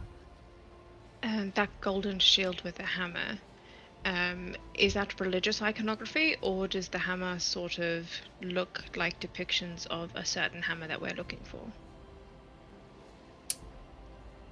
Or neither? Make an insight check. Insight 13 plus 5, 18. 18. It just looks like a hammer. It could be any hammer. It could also be a specific hammer. It's very simply, very crude. It's not like there's a lot of details on it, but it's just visible that it is definitely a hammer. Right. You're shown into this dining room where you're all shown to your seats. Sean puts his arm around Drakic on the way there as well and just like, thank you. Good thinking. I really appreciate it. Oh, don't worry about it. Anyone that thinks my father's a good guy must be a dick. Well, look, he's been through a lot. He's normally a good guy. Regardless, I appreciate it. You're welcome. He told me to shut up. I don't like it. Yeah, no. A good guy, not polite guy. But I politely told him to shut up. Yeah. And I won. Well So.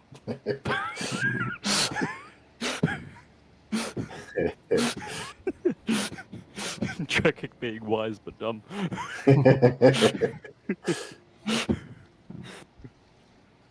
He eventually comes in and sits down, and some servants show up and drop off some food. And you notice some of these servants, they have these little bracelets on that are kind of like almost like a metal dragon, kind of spun around in metal. A lot of them have them, and you, Sean, would know that your wife had one too. It just means that they are citizens, pretty much, not slaves or anything like that. He sits down and he just kind of looks at the food. He doesn't really say much. He just looks back and forth between each of you. So, what are you going to do? Are you going to bring back my daughter from death? Going to rob her of her place? I mean, ultimately, it will be her decision. Because I don't know if you're aware, but I've been able to speak with her since.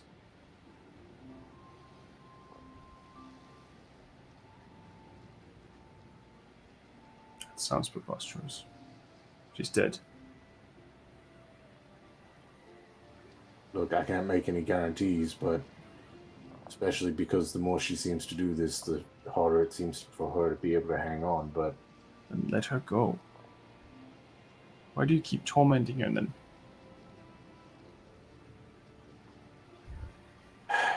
Sean's just going to close his eyes, put his head down, and just try put any and all effort he can into calling his wife just to appear, even for just a moment, if she's able. Just make a persuasion check. She appears, but he blinks at the same time. Yeah.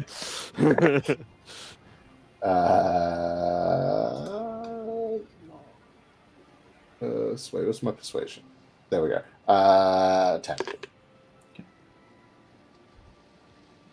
You hear this fluttering of wind in your ear, but then it stops.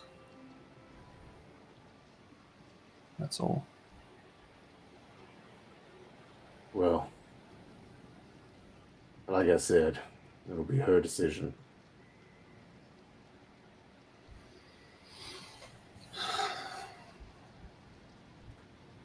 Well, I think I need to consult our seer for this. Don't quite think this is ordinary. It's not all it will achieve. It will do much to help all the world. This just happens to be a small side effect by comparison. What are you talking about? The whole world? Sort of looks over at Celeste, knowing she is well smarter than him, trying to get an inkling of, like, what should I say, how much should I say type thing. I don't know how familiar you are with the state of the world outside of your island, or that of your conflict with Ogrelan, but there are many threats that are being posed outside of mortal kind. One of the reasons that we are here to seek your aid is because, well, your daughter's soul is trapped by a dark force, and we seek to destroy that dark force in its entirety. Not just for this reason, but to allow more souls to pass through to where they need to be, and also to allow the planes to once again speak to one another. We have been foretold a devastating effect that will not only destroy your island, but it will destroy the entire continent, if not the world, if we are not to succeed in our task. And so then it will not only be this plane that is destroyed, but all of them, including those of your afterlife and all religions' afterlives. It will all be gone. It's very convenient. You show up here, wanting to bring back my daughter against all rules. Suddenly it's because you have to save the world. It is because she's not there as it is. Do you think that we would come here and lie to you? For what? What possible reason would we have for coming here and asking for your aid, putting us down at your mercy? For what reward? Stupidity. That's what Sean showed me so far. That may Right. be your perception, but I can guarantee you that it is not.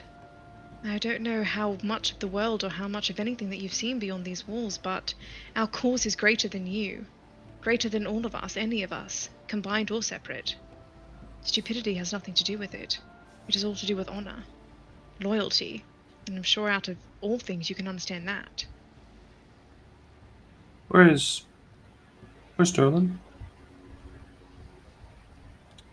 Last I saw, he was over in the city of King's Helm. King's Helm. So left on his own again. He followed Just us. like my daughter was. No, she was with us when everything went down. Actually, she did what she could to save me as I did what I could to save her. A stranger in the night finished her.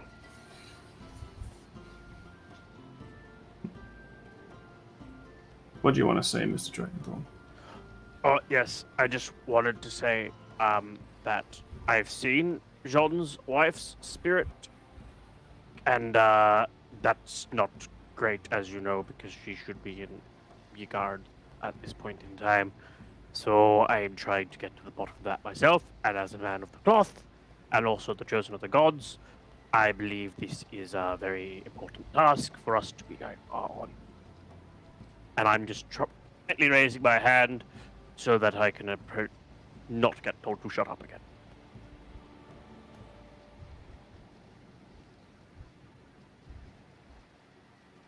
He looks to one of the servants. Can you get Eric, please? Thank you.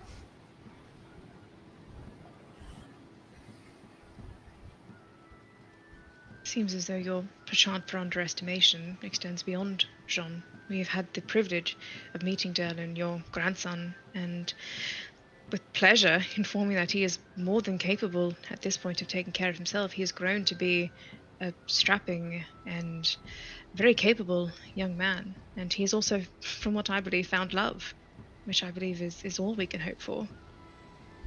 So being left to on his own is not entirely correct, even if we were to leave him in a very well guarded city.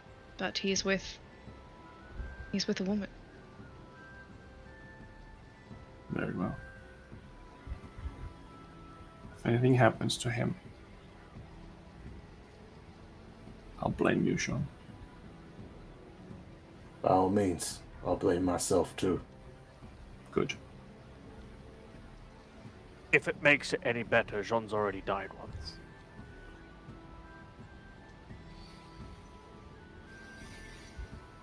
Well.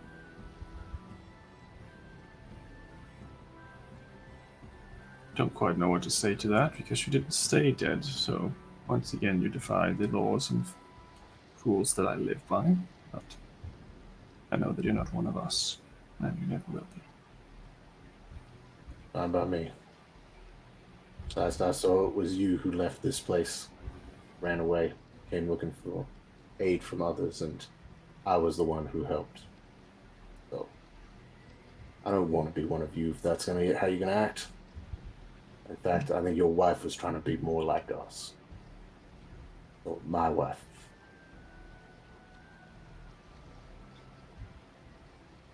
So he's trying very hard not to start yelling. And then the door opens, and another man comes in.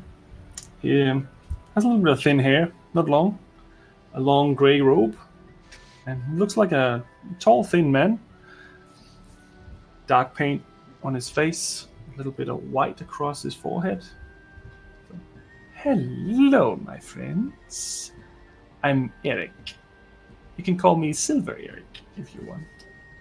I would very much love to have a conversation with you. It seems it's very theological. It's, how should I say it in a common? A little bit about the gods, no? Yes. Yeah. DM question. I just need clarification. We don't know Silver Eric. Nope. No. Okay. Nope.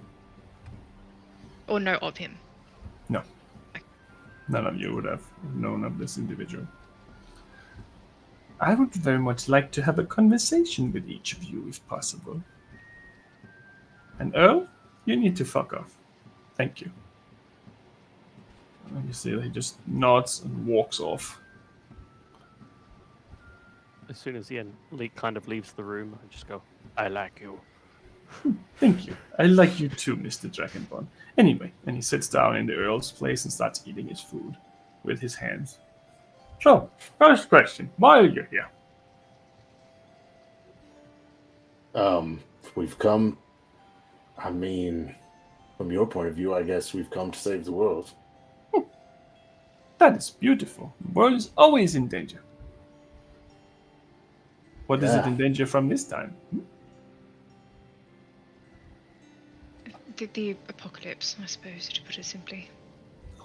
It's hard to keep track of these things. Oh well. So why here? We seek something. Oh, I love treasure hunts. What are you looking for? We're looking for what is known as the God Hammer. Oh. Okay. Very peculiar thing. Heard word of this thing or tale? Oh, of course. Of course. It's holy warriors guarded it for hundreds of years.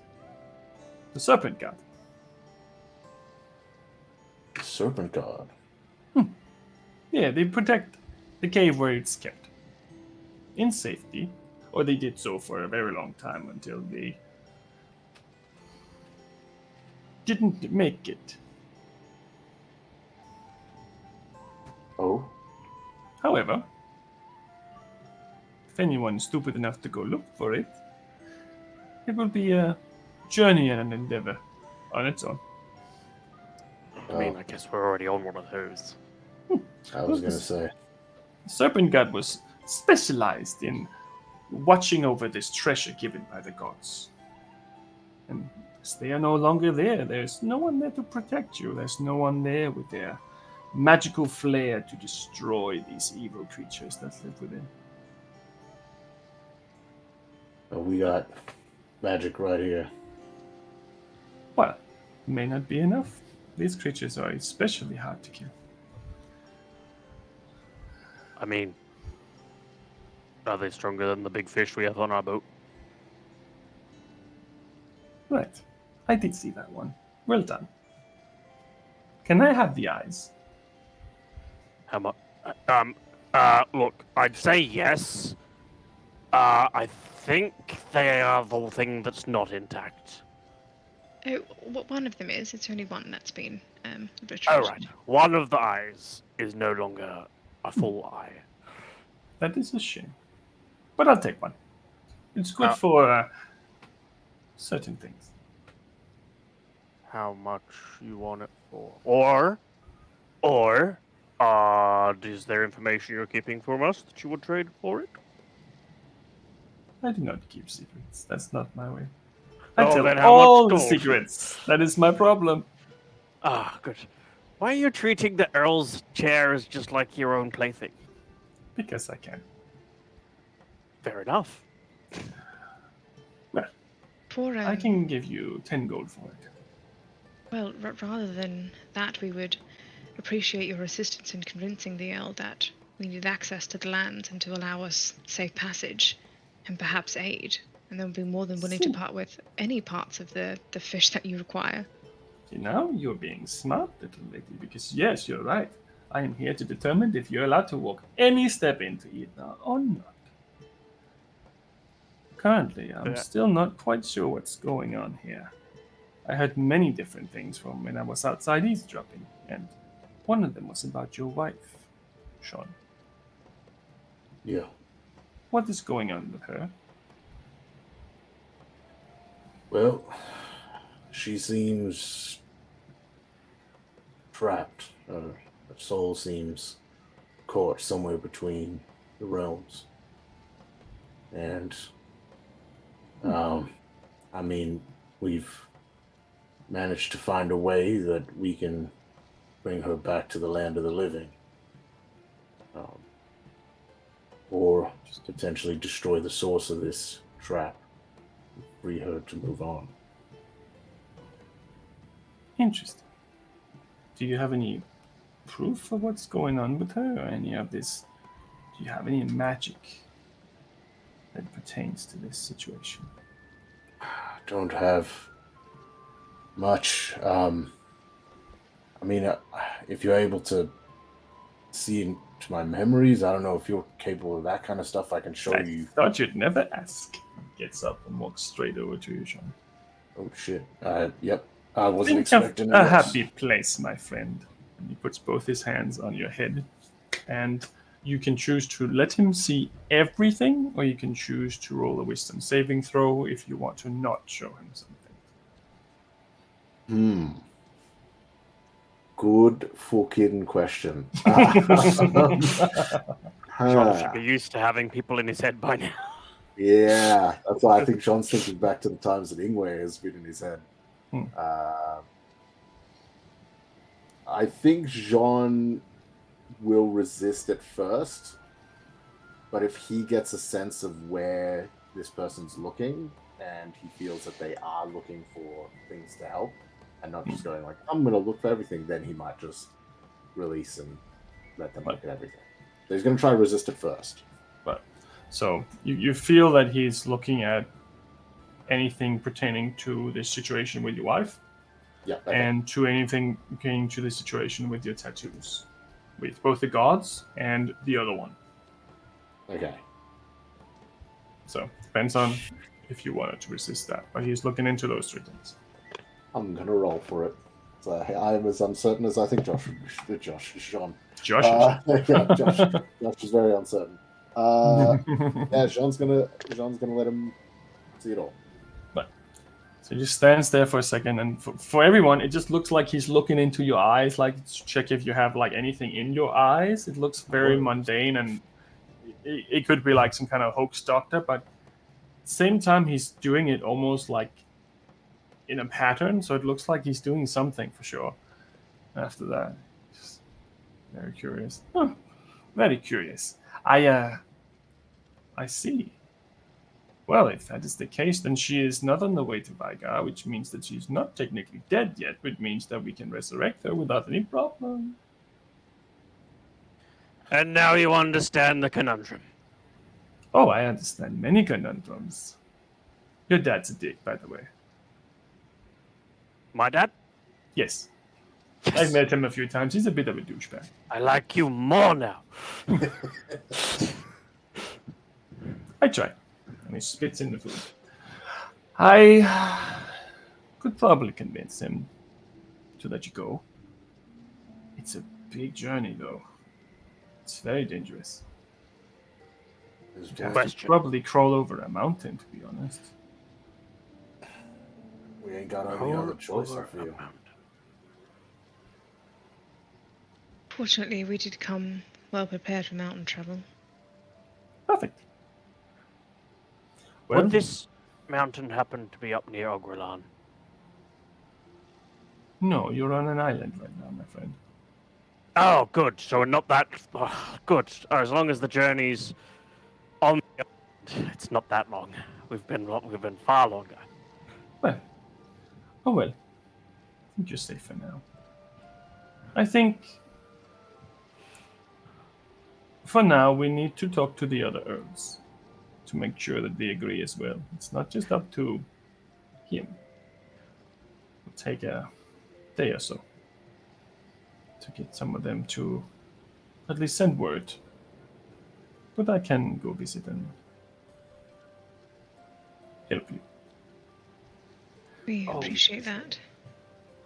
Just I'm curious. I'm very curious. Anyway, I will inform him that you're perfectly fine to do what you're doing. And if he does not, then his city will burn to the ground by the fury of the gods. Or some shit like that. Anyway, I got to go. I think you should probably find your own place to stay if you want to live the night. Just it's up. I think he's very angry. Anyway. Just before you go, one more. Ron's alive, by the way. He's back. I know. Just letting y'all good. I know. He told me. He told me about you too. Oh, but good. That's another story. We'll take that later. Goodbye, my friends. I will see myself out. And he goes out. Pleasure to meet you. Oh, yeah, bye-bye. And he jumps out of the window instead. He's the kooky one. I love it. Just What a strange fellow. Before you said that he spit, did you say he spit in the food? Earl's food. Okay. Yeah. As soon as he leaves, Jean's going to pick up the bit that was spit on, and he's going to tear off wherever was spit, and he's going to put the rest back. He's going to just pocket that to throw away once it goes out. You can definitely do that. There's a bit of silence. And then one of the servants comes back in and says, I think the Earl wanted you to leave, but stay in the city for the next few days while something's going on. And that's all he told me, sorry. I mean, that's okay. We gotta wait out this storm anyway. Yes, it is pretty stormy at the moment. It's a 4 out of 10, but yes, you get it. Yeah. Understood.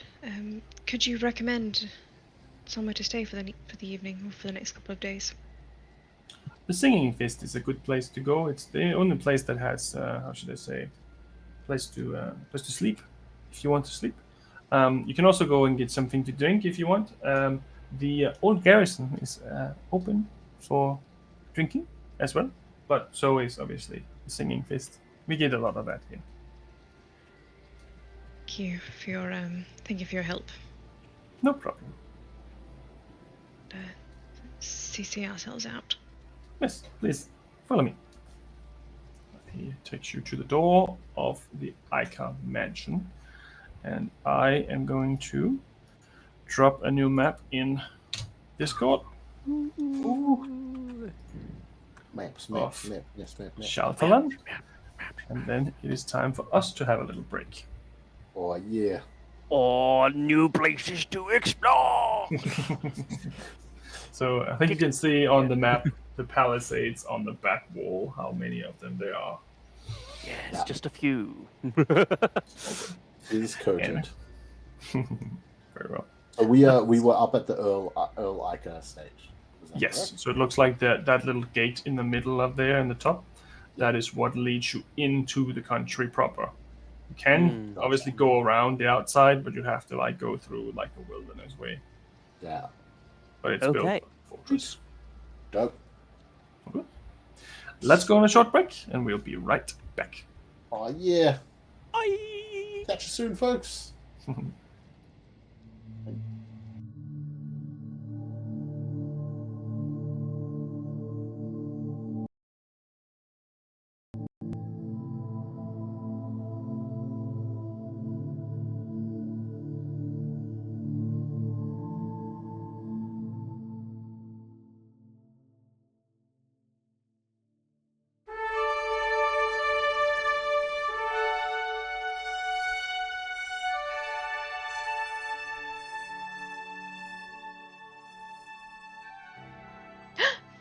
Oh my god, hi! Sorry, I totally didn't see you there. I was too busy hanging out in our Monsters and Mayhem Discord server. Hi, I'm Laura, your friendly neighborhood gremlin, and today I'm here to talk to you about the Monsters Mayhem Discord server. The Monsters Mayhem Discord server can be found by typing !Discord over in the chat. Over at the Discord we do cool things, like tonight's one-shot.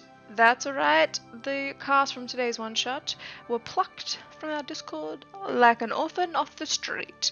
So if you want to come and hang out and play Dungeons & Dragons, come do that. We also have not streamed one-shots if you don't want to be broadcasted to the entire internet. We also do that as well. Our mods run kind of one-shots and things like that. Or maybe you're looking for people to play your home game, or looking to form a group of players. Come do that as well. You can poach awesome D&D players from our Discord server. We allow poaching, which is really cool. Or maybe you're a gremlin, like me, who stays up way too late looking at the subtly glowing white screen, trying to finish quests in video games, and you are just left counting down the hours until you have to wake up in the morning just constantly glancing at the clock and trying desperately to finish that quest before the timer runs out, and then you wonder why you're always tired because you stay up until the sunlight starts creeping through the window. If that's the case, we also have games nights every Tuesday. Come along and play group games with us. You also have the chance to win cool prizes, which is really cool, just for showing up. We have like a leaderboard, and if you show up, you get put directly on the leaderboard. And then if you're a pleasure to play with, or if you win the game, you get points, and those points count towards winning prizes, which is really cool. Or maybe you like dogs, and cats, and reptiles, and llamas. I'm totally serious about the llamas. That's the thing. We have really cool photos of those all up on our Discord channel too. So come look at those. And food. Who doesn't like food? We have lots of photos of food. So if you like recipe ideas, come and hang out and look at those. And we also celebrate birthdays. If it's your birthday, we'll be like, oh, it's your birthday. You're awesome. We love you. So come and do that on our Discord channel as well. Or do you like dice? Can I tempt you with dice, maybe? We have this innate urge inside all of us as Dungeons & Dragons players or tabletop RPG players to collect dice and hoard them up like a dragon.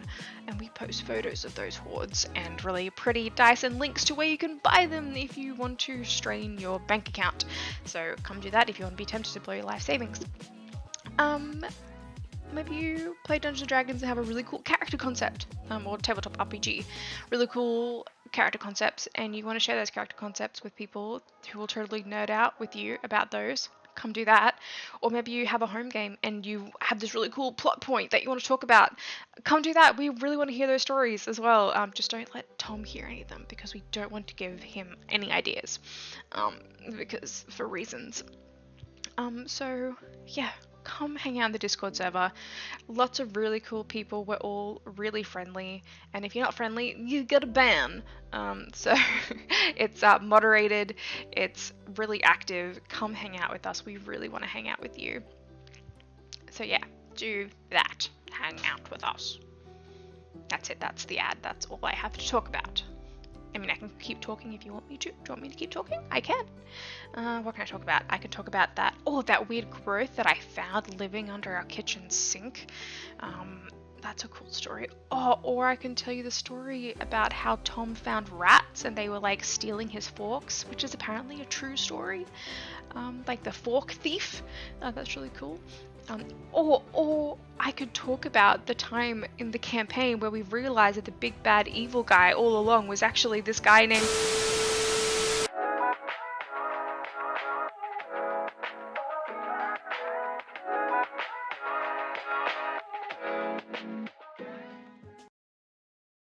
Monsters and Mayhem is sponsored by Miniporium.net, a huge selection of highly detailed miniatures for any tabletop role-playing game. Check out the beautiful miniatures, and if you use the code MAYHEM, all capital letters, at checkout, then you receive a 30% discount.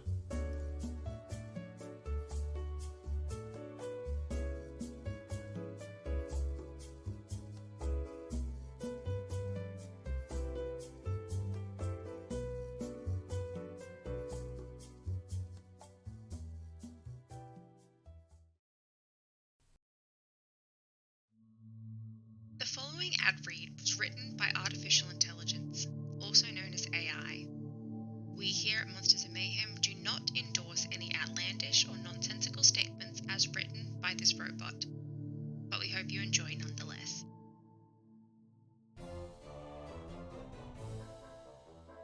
Hi there. Do you love Dungeons and Dragons? We do too, what a coincidence. That's why we created Monsters and Mayhem, the Twitch channel for all of your tabletop RPG needs. Our campaigns are sure to get your heart racing, and our other content is sure to keep you entertained for hours on end. So come and join us today. Do you have what it takes to be a monster? Subscribe to our Twitch channel to share the love and gain eternal power and immortality. With new videos every week, you'll be able to learn everything there is to know about being a monster. We've got you covered, so come over and join the mayhem. It's been a blast exploring all the gory details of monster mythology with you. I hope you had as much fun as I did. If you want to keep the fun going, you can use your Amazon Prime account to get a free subscription to our channel, or become a hero and gift a sub to another follower. Thank you for staying tuned, and until next time, stay scared!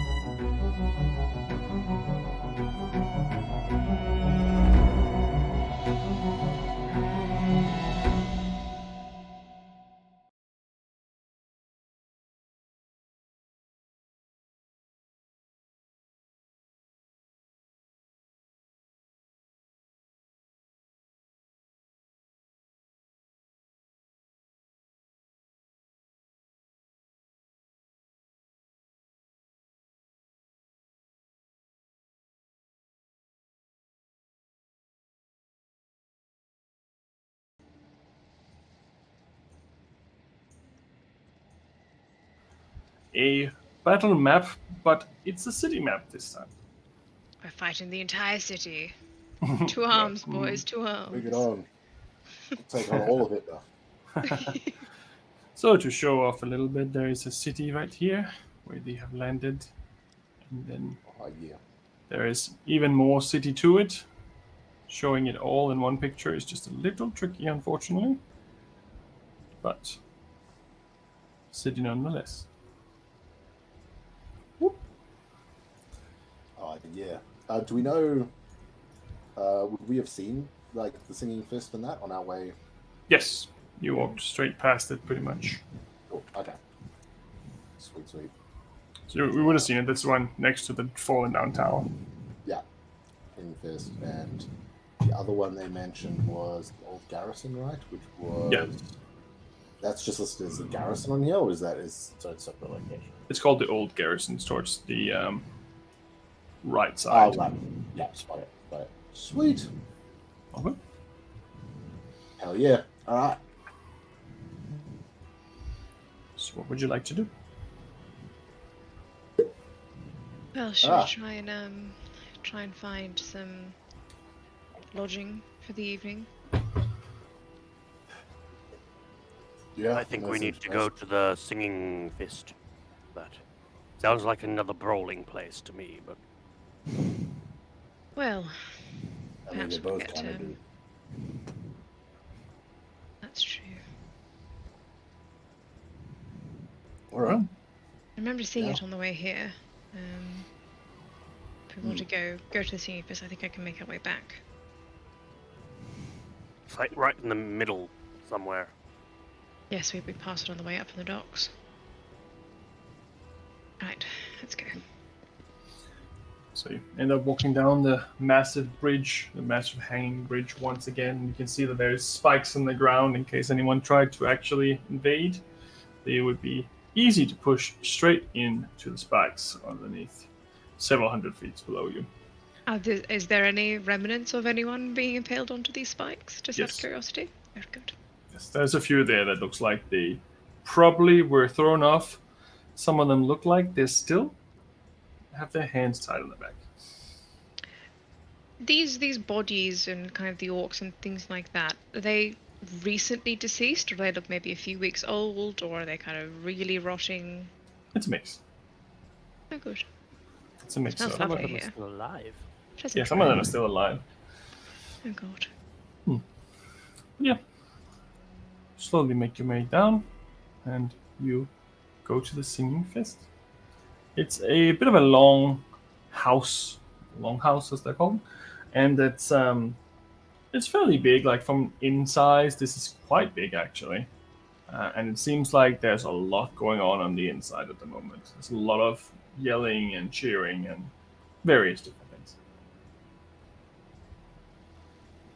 I think you were right with your first instinct, Drakik.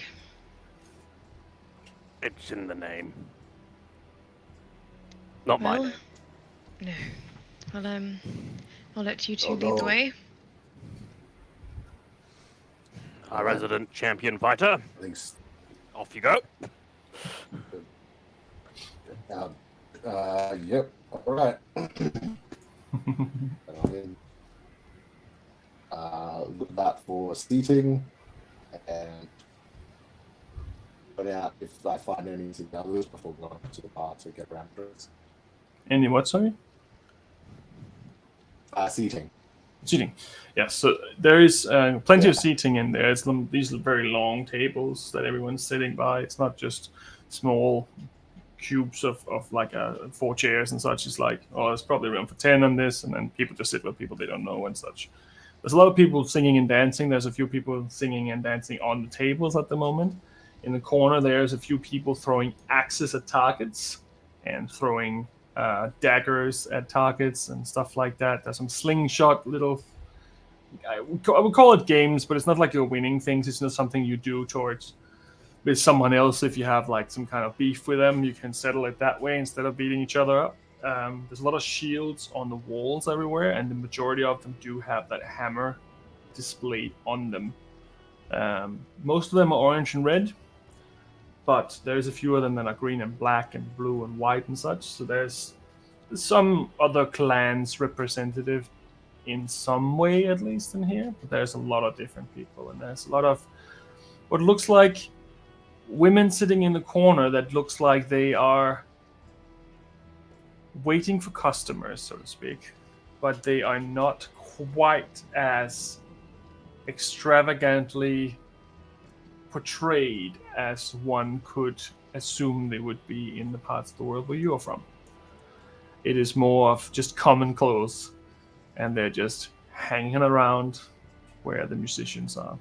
There's some lutes and some violins and some drums and some people singing a cappella, There's a lot of stuff going on in here at the same time, and there is all the noise kind of fuses into this background noise that, to begin with, is a little overwhelming, but then as you get adjusted to it, it all kind of builds into each other. You can hear someone singing in the corner that's kind of building into someone else's musical interpretation or something, and it's all kind of tied together. It's not quite chaotic as it seems to begin with because there's so much going on.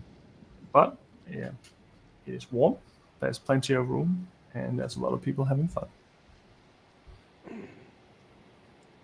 Smells Certainly like a lively home. bunch in here.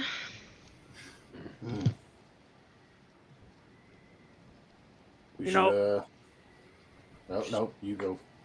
I'm just saying, when I left home, I thought it would take ages to come back to this sort of place. But we're back. Yep. Well, then as big as we think. Well, I was going to say we should probably grab a drink and sit down and sort of blend in. Don't want to be the odd one standing around looking like we don't know what we're doing. Drink sounds good. One thing about our group is I think we tend to make a home in any inn that we visit. Yep. All right. Bartender, hello. Hey, you see this bald man with the big golden earring in his right ear comes over to the end of the counter. And you can see that he has a cut on his head that goes almost all the way back to his neck, and it looks like someone probably didn't sew it together when it happened, because that's a fucking huge scar for no reason. And anyone with a little bit of medical information would know that that could have been fixed. It probably could have. But he's standing there. What can I help you with, Mr. Dragonborn, Mr. Gods of the Gods Champion? Oh, you've heard of me. Yes, Eric was here shortly. Oh, right, he makes his way around, doesn't he?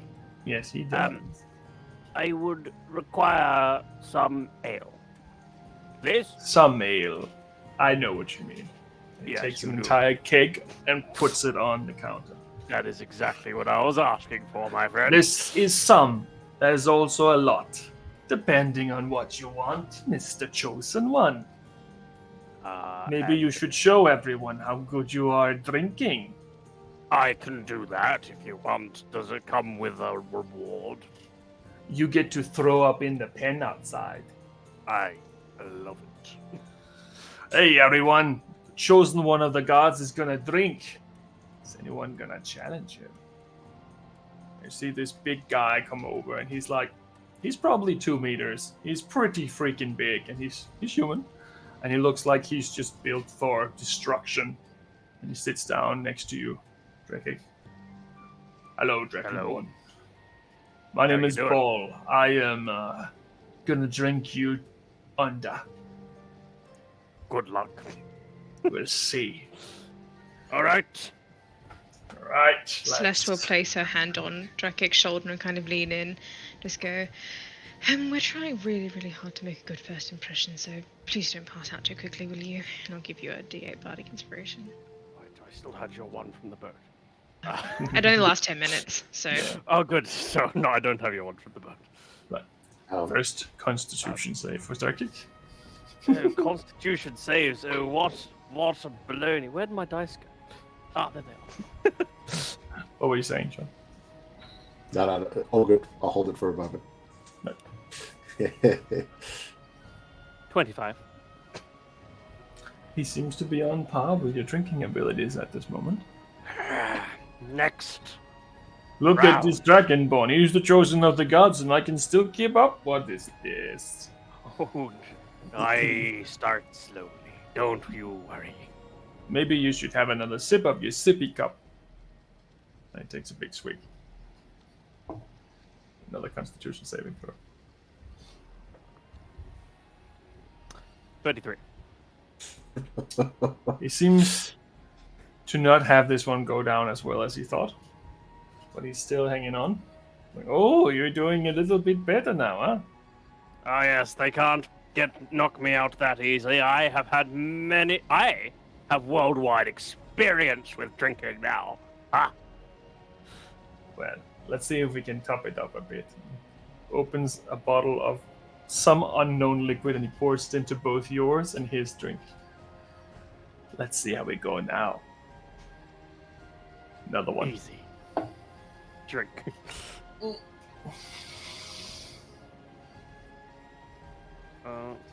Where is a D8? D8 bardic inspiration? I just want to make Correct. sure. All right. 24.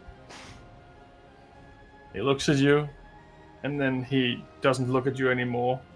Tries to say something, and falls off the side of the table, and is just laying on the ground like he didn't know what really happened, but he's just laying there and staying there. Oh, That's congratulations. okay. That's all right. He's seeing the gods now, just as you are, Drakik, so... Share a drink with me while you're down there, and I take another flagon. So he's looks like you got him pretty good. That's well done, Mr. Chosen One. Well done. Thank you. Who's next?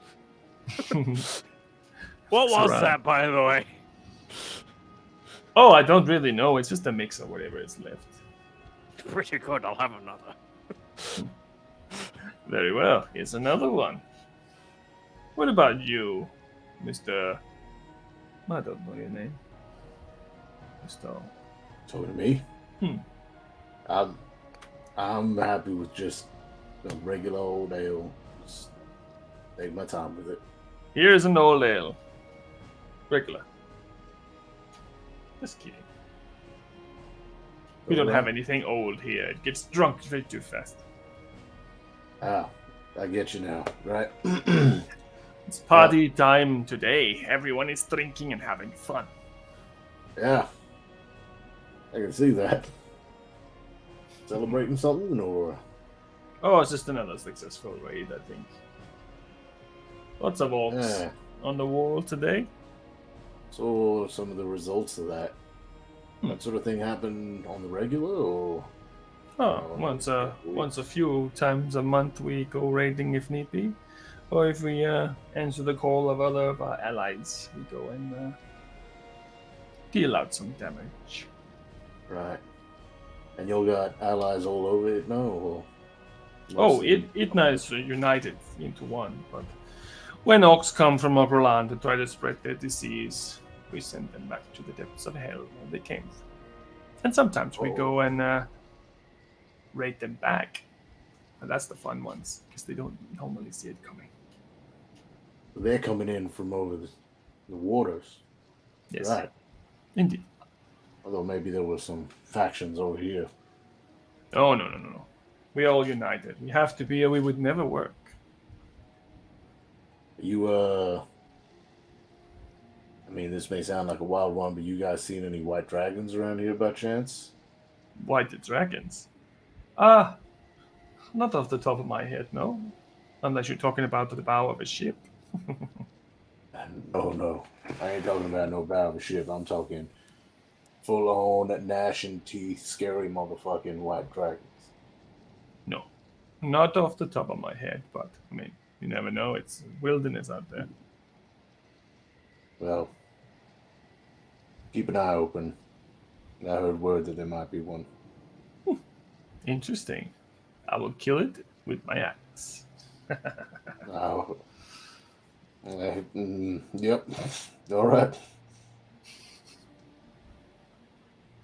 What about you, young lady? What would you like to drink? Might be a long shot, but a bottle of your finest wine, if possible. I'll see what I can do. And you see he goes over to like it's like a little trapdoor, and he pulls it open, and there's all this random junk in there. He rolls around a little bit, pulls out like pots and plates made of silver and stuff like that. Whatever this once was, it's just a mess now. And he pulls out this bottle. It looks like wine, and he's like, "Yeah, this is your red wine. You want red wine, eh?" Sure. He closes it and puts it on the table. It's on the house for the champions of the gods. I appreciate Thank being you included. very She much. uncorks it. She's going to smell it to see what it smells like. Make an investigation check. God, my rolls are good tonight. 17 plus 5 for 22. It's pretty good. It's probably like, it's not the best wine you ever had, but it's definitely 2 or 3. There's a reason that this was probably in the stockpile of raid loot. Interesting. So, yeah. It looks pretty good. Tastes pretty good. Smells pretty good. Oh, I love this song. I don't know. Is it old man? It is not. This place Good. doesn't seem to have that style of music. This is more of a very. If you ever listen to like Nordic, like heathen music, if you can say it like that, then it's more of that style. It's more people just singing without music, and then the drums kick in and like, stuff like that. It's not so much something you can quite retell. I mean, Drekik might be able to sing along to some of them, but other than that, it's not quite something that's easy to just. What is he singing right now? Yeah. It's more like sounds for you. Must be almost nostalgic being here, Jean. I understand that you're not from here, but tales from your wife must be almost bittersweet. Yeah, it's sort of like getting a peek at what the sort of world she came from is. I mean, granted, this isn't exactly where she was from, but it's the culture. It's part of the world, so. If anything, I feel as though it would strengthen your connection to her, at least spiritually. It's a good thing. However Yeah. difficult this journey may prove to be, I think this glimpse into her culture would be good for you. If only Dernan would be here, I feel as though he'd appreciate it as well. Definitely a story to tell him when we return. I was thinking the same thing. I mean, part of me was even almost thinking it might be worth getting him and bringing him here to his grandfather, but I just don't think his grandfather's in a state, in the right side of mind for that sort of a situation. So. Do apologise also if I was out of line earlier, Nope. speaking on your behalf. I find it difficult to stand by while, those sort of things are being said, especially about you and people that don't understand it. So I apologise if I spoke out of turn. Not at all. I don't want you to feel like that ever around me. You can, any circumstance, I feel it's fine for you to step in. You guys have earned my trust enough. I see you as family now, and You're like your father-in-law would have found a problem with you, even if you brought Derlin. He probably would have blamed you for bringing Derlin into some sort of battle or something. Oh, absolutely. And this is why I'm saying I don't think he's in the right state of mind. I feel he's looking for somewhere to put his frustrations and anger. I saw that as finding people to help me cleanse my home. He's taken that here. Grief is a difficult emotion to process. It brings with it every other emotion almost known to man. Sadness, sorrow, joy, longing, all of it constricts into one terrible knot in your chest. So, it's difficult to process and navigate. Did your wife have any brothers or sisters or something? Don't believe so, right? I think she was an only child from memory. She was right? an only child. Yeah. Nope. Just her. Her and her father who came over to outside of the world, over to King's home. I believe her mother was lost in one of these raids. It's unfortunate. Although I suppose it comes with the territory, and as I'm learning more about this culture the longer we're here, I feel as though it would have been an honourable death, if anything, if that's any sort of consolation. Yeah, I mean, if she was anything like her daughter was, she would have been a fighter, so absolutely. Tell us more about your wife, Sean. Tell us about how you met and what that was like. I feel as though I know so much of your future and your present, but not a lot of your past. It'd be good to understand that more, especially if our goal is to resurrect your wife. It would be good to have some sort of background at least. Sure. Yeah, I can tell you a little something about her. Love to hear about it.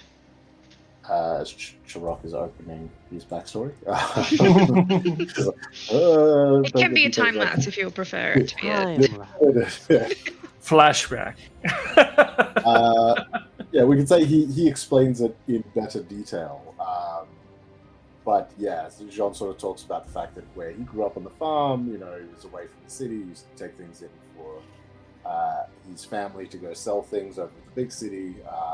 Okay, sort of, I keep thinking Night Harbor, which is the big city in my world, King's Health, and yeah. So where was it? While he didn't really care much for the city, it was someone in the city that he met, aka Sarithia, who sort of had a grip on him, and so he would keep coming back and meeting her. Her mother, Bera, had died fighting off a party of orc raiders in their homeland of Itna when she was only 11 months of age. And her father, Torgir, feared the worst for his daughter, and so they fled their home looking for other things to do.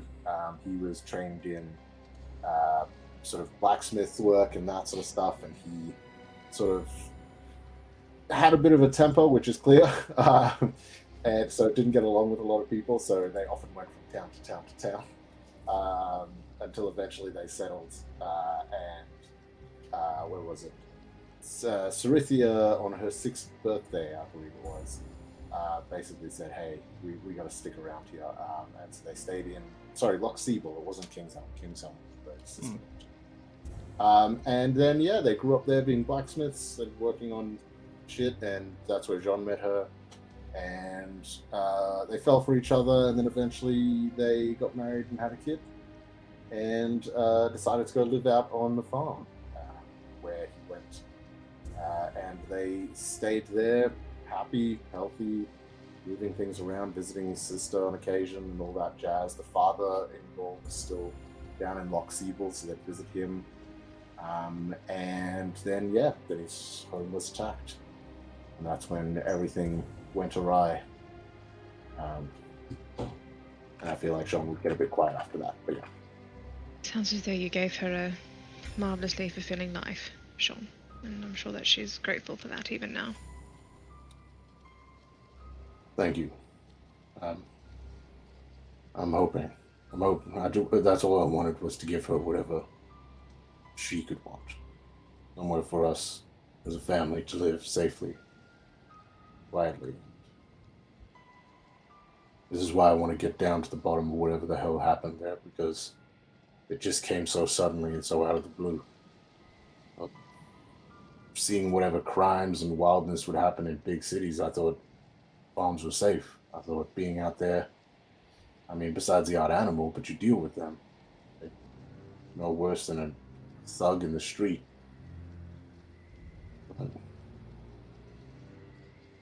I've regretted my decision. I guess I don't now, but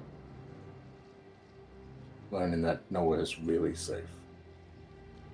We just have to make it as safe as we can. Definitely, you have our assistance. You're going to look over at Drakic. Definitely have our assistance in whatever capacity you need it to make your home safe again and bring your family back together. Yeah. But as part of that, I suppose we need to save the world first for the world to be a safe place to live in. At the very least. I'm thankful for that. And I'll be forever grateful. If there's anything I can ever do once we get through this, even if you just want me to come help you move furniture, friggin' anything, I'll come there and I'll be there. Oh, good. I can pop round in 10 years and go, I remember you had a cart. Can I borrow a cart? I'm moving on the weekend. And Consider it your cart. I don't understand this moving house concept. Occasionally you don't want to live where you grew up, so you want to find somewhere else. I've only lived in a tent or a temple. One of the two. You don't move temples. No, I guess. Well, imagine that they built a bigger version of that temple somewhere else that was nicer and ready to go. but they didn't have anything to fill the temple. So they were like, well, we'll use the stuff from the old temple. Well, it's just disrespectful to the old temple, isn't it? We keep the temple. Ooh, The temple is built to praise the gods. okay, it wasn't a good analogy. Look, people live in houses. Houses get Yes. old or too small, Yes. and sometimes you gotta move on. And then you build a bigger house. That's it. Or Instead of build on top of the house you've got. And make it work. that's sure, yeah. But if you build elsewhere or buy elsewhere, instead of making new furniture for the house from scratch, which will cost you time and money, you move the shit from your old house into the new house and That sell the old. shit from the old house is heavy, though. Why not just build new ones? This is why it's considered a favor when you get your friends to come help you with that. Oh, It's a pain in the ass. right. So you need friends to help you make the furniture, and that's the moving house. Got it. Sure. Yep. That's pretty much it. You got it. Seems funny now, but the concept of living in houses was such a foreign concept to me. Strange you how as well. mortals do that. You mind me Do you asking? have a house, Celeste? Yeah. No, not really. I think Ingwe would resonate more with my home in terms of it's just the way mortals cut down trees to then build a place for them to live. Very foreign. It's a very foreign concept which it took me a little while, a couple of years actually, to adjust to seeing. The man-made structures jutting out of the ground. But where I'm from, you simply ask the tree to provide, and then it will take shape for you. Oh. We have entire cities that is actually, I suppose, akin to a forest in a way that's been transformed by the forest to adapt to the needs of those living in it as they live. So if I wake up one morning and think, oh, I could really use, an extra room off of the dining room to retire into as a parlour, I simply speak to the tree, and the tree provides and grows roots and a canopy, and next thing you know, there's an additional room off the side. I have a feeling there's not a lot of war going on where you're from. What of war? Yeah. That sounds like people got everything they need. You'd think so, but there are some commodities that are harder to come by than simply space. I suppose even the richest here are still greedy, so yeah. But That's fascinating though. I suppose one thing to keep in mind is that here, entire civilizations can rise and fall in the span of one person's lifetime where I'm from. We have people that live thousands and thousands and thousands of years. And so culture is different in the way that it changes and moves. We can be under one ruler for a very, very long time, in the time that it takes an entire country to discover itself here. It's different, is what I'm saying. Yeah. I mean, it makes sense when you think of it like that, why someone like Vartex could come here and convince people that he's a god. Well, we do have a penchant for mischief where I'm from. And so, for something that seems so... This is, again, the difference in culture. For something that seems so trivial to us, for you it's almost devastating. It's like knocking over a sandcastle on the beach. For us, it could be destroying an entire city here. But for us, the concept of it is different because we are not bound by the same constraints as mortals in that sense. Right. Someone was to take out your tree, you could go to another tree and simply ask. I could have it. The tree would restore itself. I don't. Things are different. It's not bound by the same constraints as the material plane. Everything is. The entire world is living and breathing. You could not sit down at a table without having its life force imbued within the space that you're in. It's very difficult to explain, but it's almost as if it's a different dimension of seeing and feeling. You mind me asking? Are your people very, I suppose, religious? They follow the gods much where you're from? Do not have gods where we're from, which is why one of the reasons, and no offense, Drekkic, but I do find it very difficult to understand sometimes. We believe in the gods, but we do not respect them in the same way in which you might. That's why you're not a chosen. I feel as though it means much more to you than it does to me. In the same way that if I were to tell you that worship isn't the right word, we are on the same level, but they have more power. The primordial spirits, the dawn titans, as we call them, those that existed before the gods. That is what we work in harmony with. That is all that is one with everything. They are in the very fabric of time and space itself. They are ancient and powerful, and were responsible for the creation of all the elements that the gods then manipulated to form their world. So, Aren't the gods ancient and powerful? which is why they're sort of on the same level but different. The primordials themselves battled the gods at the beginning of time, and when the gods created the material plane and all within, primordials created where I'm from, and the other planes as well. Fire, ice, astral. They built houses for their people. Huh. So while we believe in the gods, it is only a tiny portion of the domain of which is ruled over by those which I call primordial. Huh. And sort of just pats around for his little prayer book. Just make sure he's got it. Okay. All right. I think Does that mean you're my enemy because my gods and your gods fought each other? Is that what you're saying? Don't believe so. I think that it was a truce that was called. They are deigned to reign over their planes just as the gods are deigned to reign over theirs. Primordials have much less power here than they do at home, just as the gods have no power I'm from. So if I'm in the Fey realm, Correct. I should respect your because they rule. But here, The thing is that respect mine. the thing is that how gods do not demand respect. I think that is where the difference lies. It's a different relationship. They do not demand worship or respect or temples raised in their name. They are simply there. It is like oxygen. Oxygen does not demand temples raised in its name. It is simply there if you need it. I will say that doesn't mean that one does not need to respect it. I hear what you're saying. Sometimes people do it out of the fact that they simply... I don't think I've been demanded to respect God.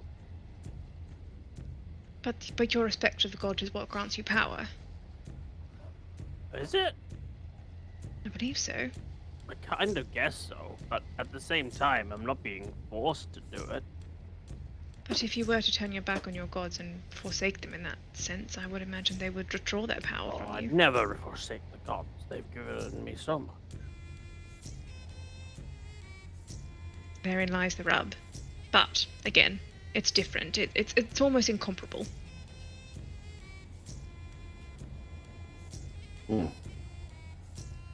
It's fascinating. I think it would be a bit of a culture shock if you were to visit my home. It took me quite a while to get used to it here. And I feel as though if I were to go back now, I would have to relearn all of the things. Well, if you'd asked me a couple months back, I don't think I would have. In fact, I think my interest would be in avoiding your world, but now, I mean, you get home, I would love to visit you there, I think. So I would love to go see. to your home and ask for a house in a tree, and the tree would give me a house. You don't need to ask. You it just senses what it is that you need. Not exactly what you desire, but what you need in the moment.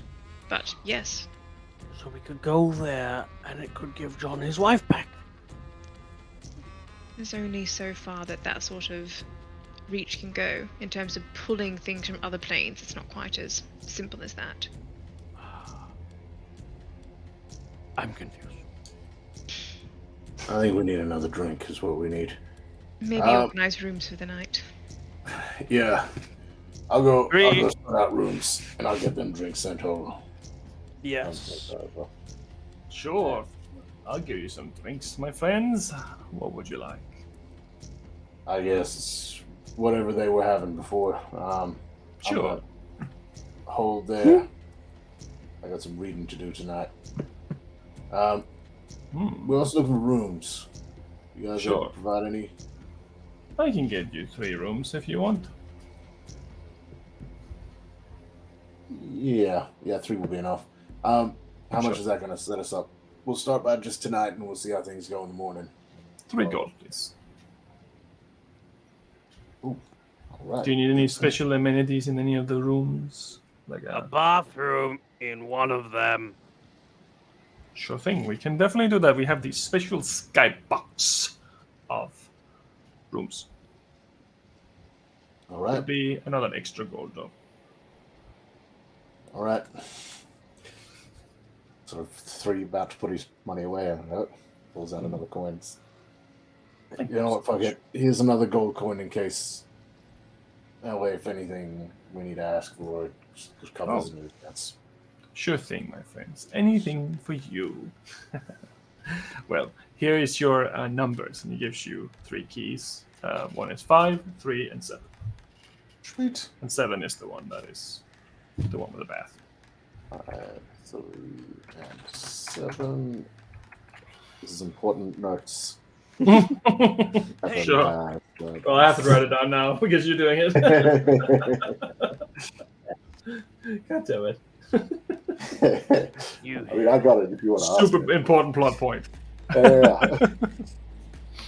There'll be a pop quiz later. It'll come in just before the moments of our death. What room was the bath in? Must answer this riddle. When you stayed in King's Hill, what room did you stay in? What? Sphinx syllables 3, you must answer what room key? What number did you live in, Mr. Brandon Jackie? My name is not Brandon Ford. You. I'm just gonna turn to Celeste. Celeste, what is with your hair? It's changed again, obviously, but it keeps doing that. Yes. I suppose it ties into the conversation we were having before. That the primordials make up the elements from which create us and from which we are born. Do you know that... I suppose you wouldn't. Elves of this realm were created by the gods. Yeah. But I descend from a line of different lineage from the elves that are here. Primordials. Yes, my ancestors were known as the Star Elves. So slightly different, and with that magic imbued within us, we are very perceptible to the elements around us.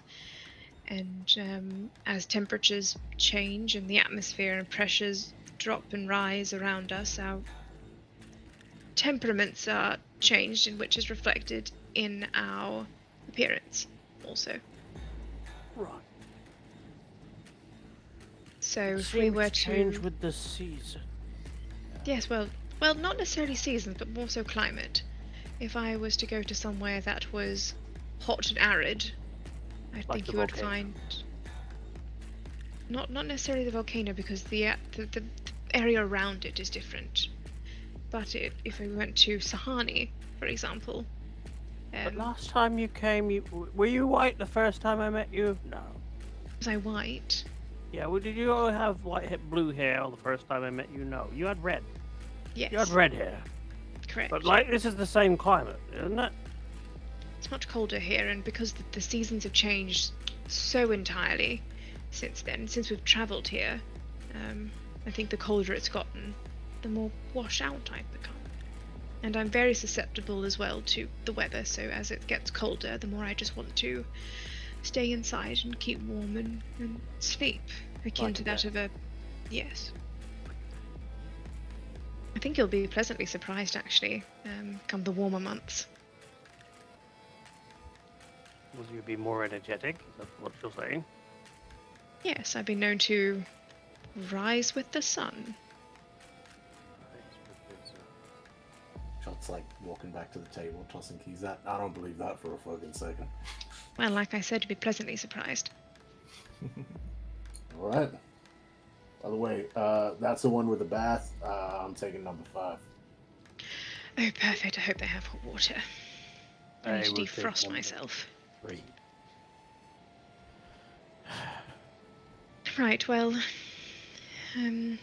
we got here in the afternoon, right? And then with all these conversations and drinking and all that, I'd imagine it's probably getting late-ish. It's getting a bit late, yeah.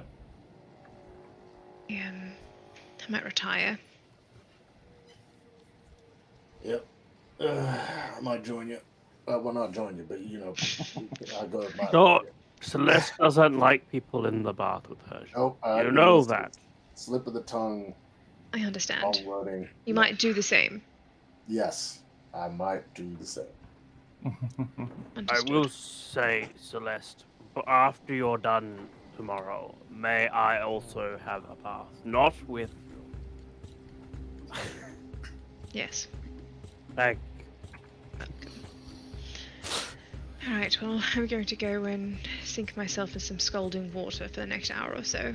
So I'll be awake, but hope you all have a good night, and And to you. if I'm not awake by, let's say, midday tomorrow, or if anything happens, you know where to find me. Gotcha. Actually, that reminds me. What they'll come back to tomorrow. We should probably let them know that we have an Ingway with us, right? At some point, yes. But Oh, that sounds like Silver Eric already knows. I did promise him that we'd let him out when he arrived, but I mean, we're pretty much heading into the night now. We might as well leave for the morning. I'm sure he's having a great time with Vartex and the foxes. He's probably already asleep. Image of the foxes and Ingwe dancing around a campfire, singing merry tunes. Ingwe and Like horrific. and what's his name? Bartek's running towards each other in a flower field. It's like one of those medieval paintings. Like all the limbs are distorted. So this is how you summon a demon, Ingwe. The fox is painted with like a very humanoid-looking face. Very, Yeah. just very discomforting. Ingwe's wearing a blue fox mask, the fox is wearing an Ingwe mask. And a skin suit. They're all tripping in there. Alright, well, yeah, we'll mention it tomorrow when we meet up with Silver Eric. Yep. All right. Sleep well. And to you all. Cool. So Sean and Celeste are going to bed, and Dreki too, it seems like. Once Drekik has another couple drinks. Okay, so you're staying down and drinking a little bit more. A little bit more. Very well. Sean, is there anything that you are doing before going to bed, or are you just going to bed? No, Jean goes up to his room, ponders the thought of exploring the town, just with him and his thoughts. But he's instead going to just sit in bed and he's going to read as much of the prayer book as he can. He's going to try get to any parts he hasn't read yet and really try to dive into it.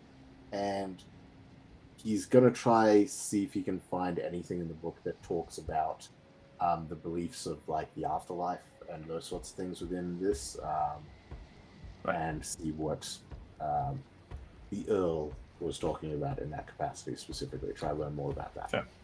So, with that, I don't need you to roll because you have quite experienced a similar situation to what the book would describe. You have been in the halls of the Garden by God. You have been there with the gods drinking and all that fun stuff. And you get the feeling that's what happens when when people of this religion they die, they go there and they get to party and drink and kill each other all over again and just be resurrected every morning. And it's just, even though there's a lot of violence and stuff, there's also peace in the sense that you can never die once you reach that. Also, robbing someone of going to Vigar is also very disrespectful. So someone, for instance, using poison to kill someone is considered disrespectful because the person would be assassinated and then they wouldn't die in combat per se. And if you kill people who are defenseless, that's also kind of considered a little bit not so good, unless you're raiding. But that depends on who and what you interpret as innocent in the book. But you can get that there's some loopholes there where some individuals probably would kill everyone and other people would.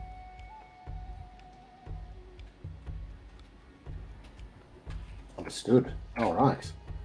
Good. Yeah, if you want to read that all up, and then he will drift off to sleepy soups. There we go. Daddy boys.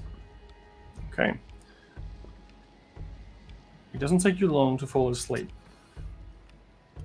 But as you sleep, you're starting to see these images. You're seeing these flashes of images. Make a perception check. 20. Nope. But you've got decent perception. That is a 19. You see a flash of your wife, but she's like pale white. And she's not in the room with you. It's not like she's appearing to you like before. This is more almost like you're peering back into what she's doing this time. She's standing on this tower of some sort, and she's just dressed in white and completely pale. Her hair is white, and she just looks like she's dead. Like she looks like she has passed away. But she's moving. She's moving around. She looks very similar to the first time you saw her, where you weren't quite sure it was her, because she was in that spectral form when you saw her at the ball. She just points into the horizon. She points at something. You can't quite see it. It's like it's just outside of your grasp. And then it's gone. You fall into a normal, natural sleep. You don't quite know what this means or what she was trying to show you, but it was quite similar to the first time you saw her.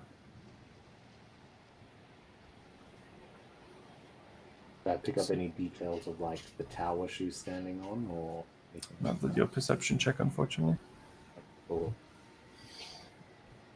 Celeste, you're going to have a shower and then go to bed. Right. And Drekik, what are you doing in the meanwhile? Downstairs? I have a couple more drinks. I listen to the merry tunes of my childhood, reminisce, and then go back upstairs and go to sleep. Okay. You go and you find yourself rest as well as you doze into the night. Celeste, I need you to make a roll a d20. No. On the table. Yeah. It's a 6 on the d20. Okay. You're starting to doze off. Something isn't right. Something's off. And as you're sitting there, you start hearing like mumbled voices in your head. Almost like you can hear someone in the room next door or something like that talking. It sounds familiar, but you can't quite put a finger on it. And the window in your room slowly opens by itself. And you see this thread in front of you. Almost like weaving through your room from the bathtub through the window. out onto the nearby wall and out of your periphery. How big is the window? It's a normal-sized double window. And the thread is pulling out from the bathtub. Looks like it's coming from you. Oh, from me. Is it glowing? Like is it like a magical It look almost to it? seems like a golden glow to it or something like that. Going to get up. Am I dressed? Am I in the bath? Do I need to get dressed? Sure, currently in the bath. Okay, I'll get up and put some clothes on. Right. Okay. Put some clothes on. And then I'm going to look out the window and see if I can see where this is disappearing off to. It's going from the window onto the palisades, which is the walls next to the inn almost. Cross that into the old tower. You can kind of hear a little bit more mumbling. You hear the words. Celeste.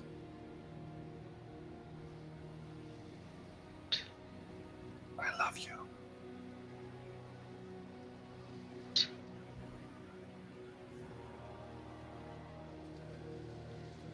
Do I recognize the voice? Make an insight check. It's tracking below the window. It's in my doing it bullshit. Insight is a 12. Sounds like Vin. Where are you? Here. I'm hurt. Are you in the tower? Hurry. It's impossible. It's impossible. I'm going to climb out the window. Okay. Make a acrobatics check. Oh, fuck. My rolls were really good at the beginning of the night and not so great now. A natural 3 plus 11 for 15. That's still pretty good. Like that's still like that's 14, but that's pretty good 14. still. Thank you. Like you almost fall off the ledge and you gather yourself and you're just completely out of it. But you manage to continue. You can crawl onto this palisade if you want to, and you can continue that way around and maybe get into this broken tower of some sort if that's what you want. Seems like Great. this thread is kind of weaving back and forth, just kind of going into. It looks like an old doorway that's just broken off. There's no stairs or anything underneath anymore. Going to pull out my sending stone. And I'm not sure if either of them are awake. But I'm going to send a message to Jean Drekic. Sorry, I don't think Drekic I has have it. the sending stone at the moment, don't I? You have more than one.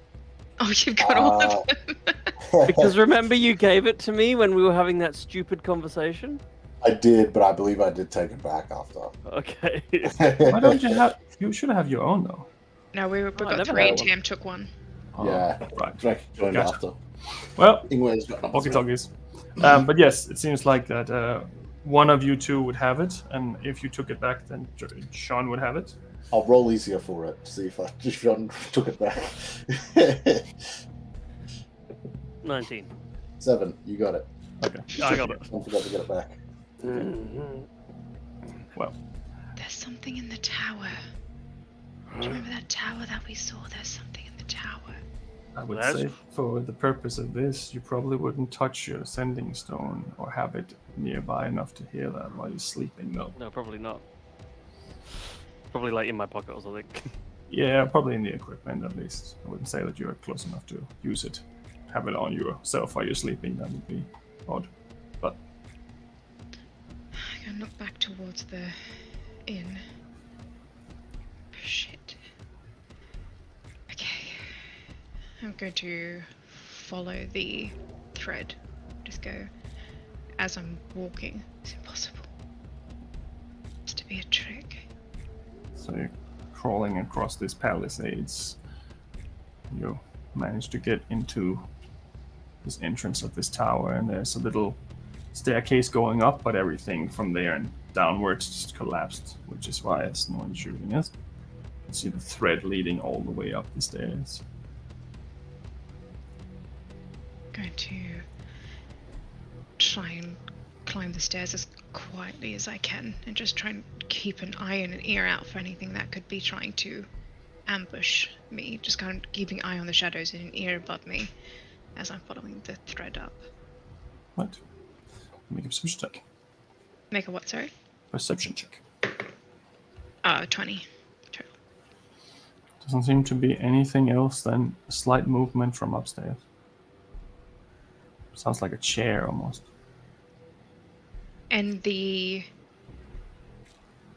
city itself is surrounded by guards, right? Like there are guards stationed at different points throughout the city in towers and things like that. Yep. Okay. Okay. She can call for backup if she needs to. Potentially, yes. Potentially.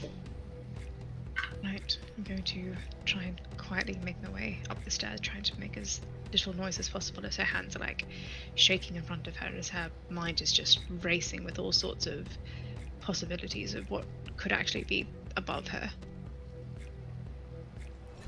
Up the stairs. Steps are heavy. Anticipate what's going to happen. As you get to the floor, there is a figure sitting in the darkness on a chair with his back towards you. Looks familiar. Is that where the thread is coming from? It's coming from him. Is the thread... Is it through my chest or is it emanating from my chest? Emanating from your chest. Called me.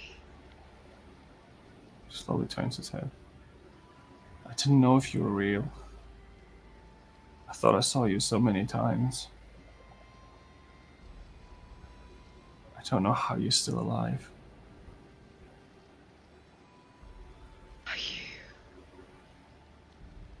Are you who I think you are? I think so. Are you who I think you are? Where have you been? It's a long story. I don't quite know where to start. This is impossible. I saw you die. He slowly gets up from the chair. You can see he has a bit of a limp, and he has a gash wound across his chest, almost similar to when you saw him last.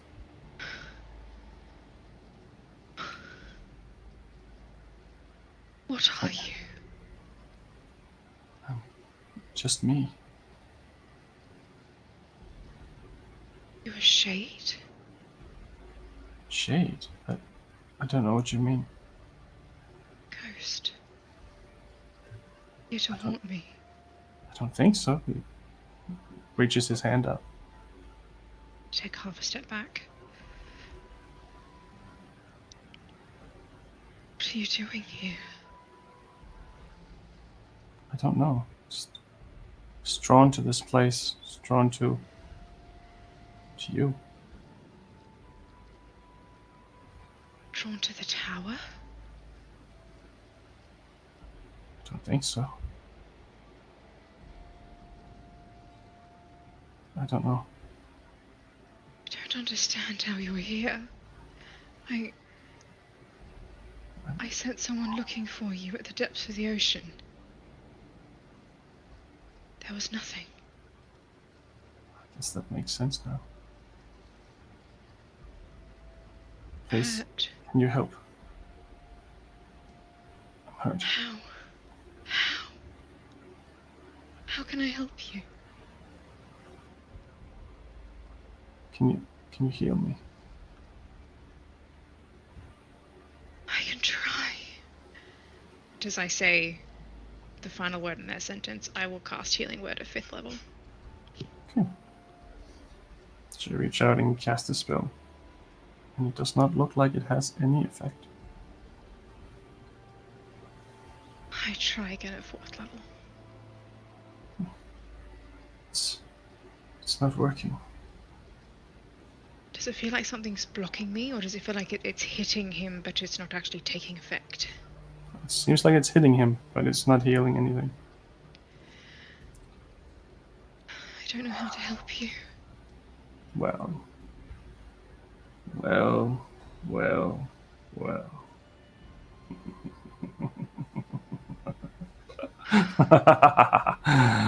If it isn't the bitch who killed us all. You see his vision change into that of Captain Hilda, and you probably will be hit by a 17. Yes, just. So you get a bag over your head and lights out. Oh, fuck. Question. Yes. Who has Ingwe's necklace? I do. I'll Throw say, my I will say that you left it in your room for this specific endeavor for various reasons. Alright. Yes. I hung it up in Drakik's room before I went to bed, just in case Ingwe decided to pop out during the night. I didn't want him to catch me naked in the bath. Also, you did have a shower, so you would have taken it off. Yeah. Next morning comes. Sean and Drakik, you wake up as usual. Mm-hmm. No issues.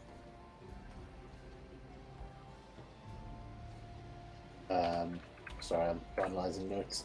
Honestly, I probably wouldn't even bother with Celeste until it reached about midday, and then I'd start I questioning. literally said, if this gets to midday, come wake me up. Yep.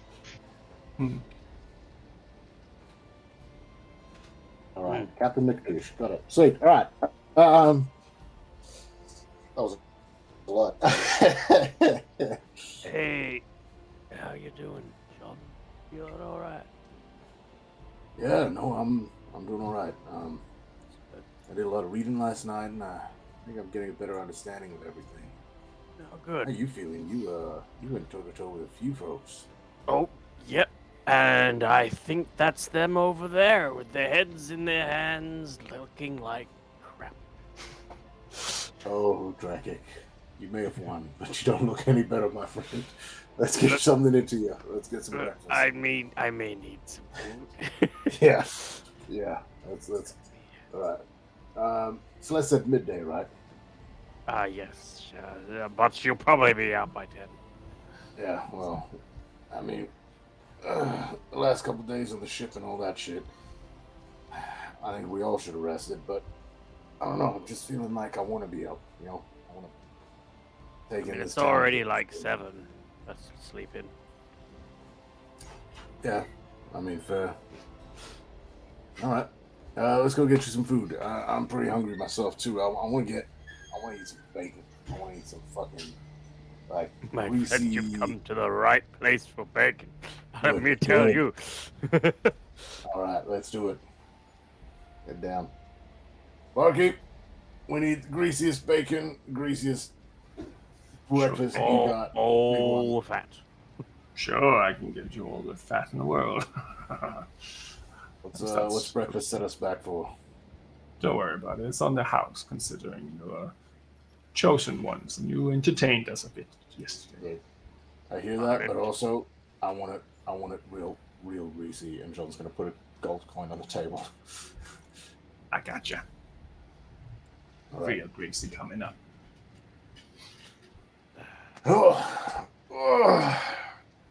We're just gonna have a flagon of grease handed to us, John. It's gonna be great.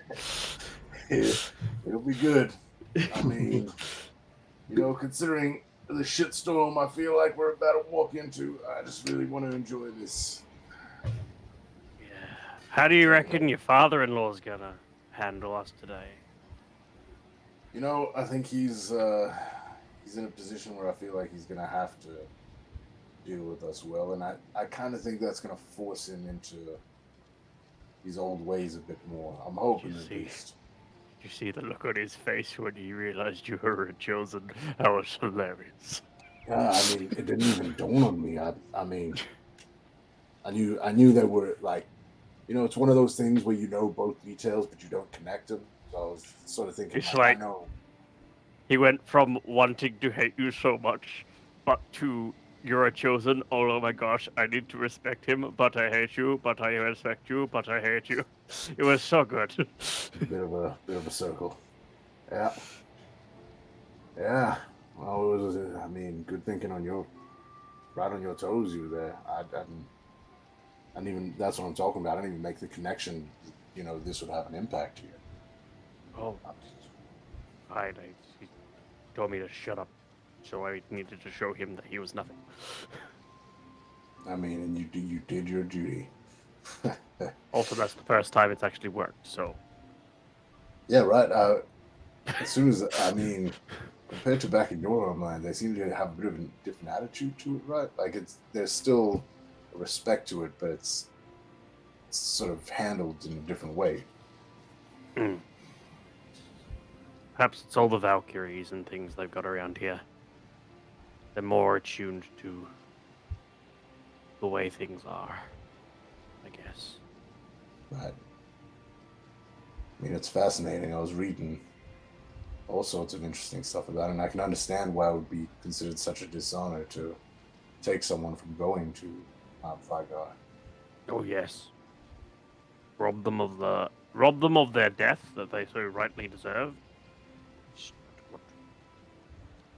Very different to my upbringing. I mean, I just thought this was it, right? So you understand why I did what I've done.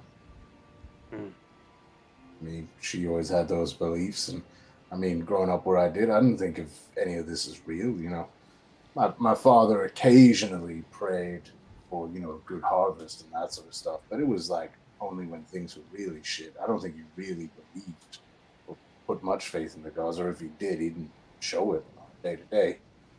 So, you know, I just always thought it was mostly tales and this and that. You know, didn't disbelieve in them, but disbelieved in their ability to influence our world. How you've met them. I mean, yeah, and I mean, with each thing that I'm reading now after, it's like looking at it through a whole new perspective, a whole new set of eyes, understanding that, you know, these aren't all fairy tales, and that some things we've read otherwise as fairy tales might be true. They must be true. I mean, a lot of them.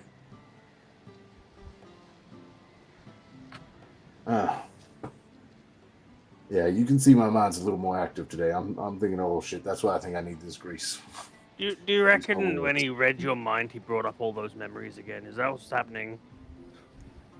I mean, maybe he sort of, I subconsciously lived through it all again, but I don't know. I just try to relax and let him have at it. My only trouble is I'm not sure if everything needed to be seen by them, but I mean, to see everything would have taken them much longer than that, right? They definitely just focused on what they needed to. No. No. Oh. How would he know to turn to me and say that he thinks my father's dead? I just thought he knew your dad because he lives up here.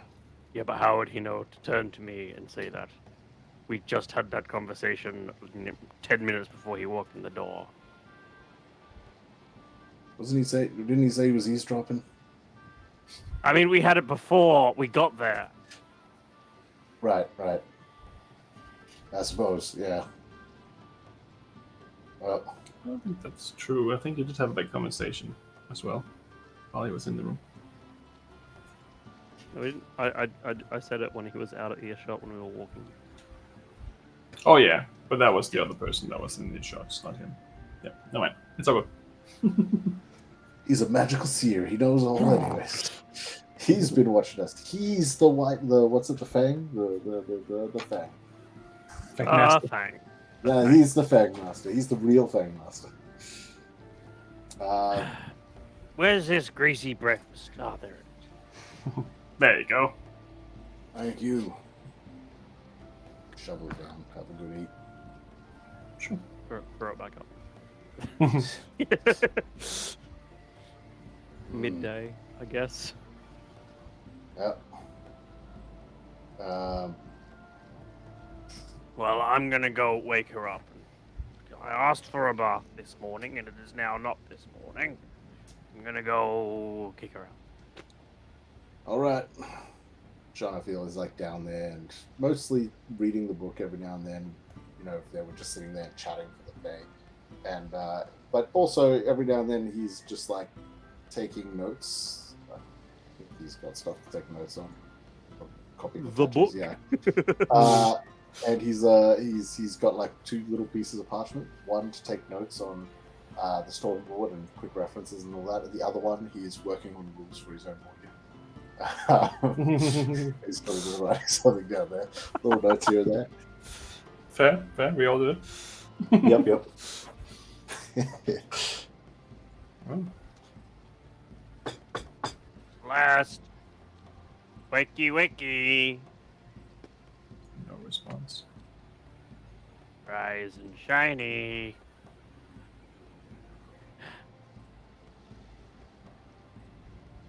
Oh, I have.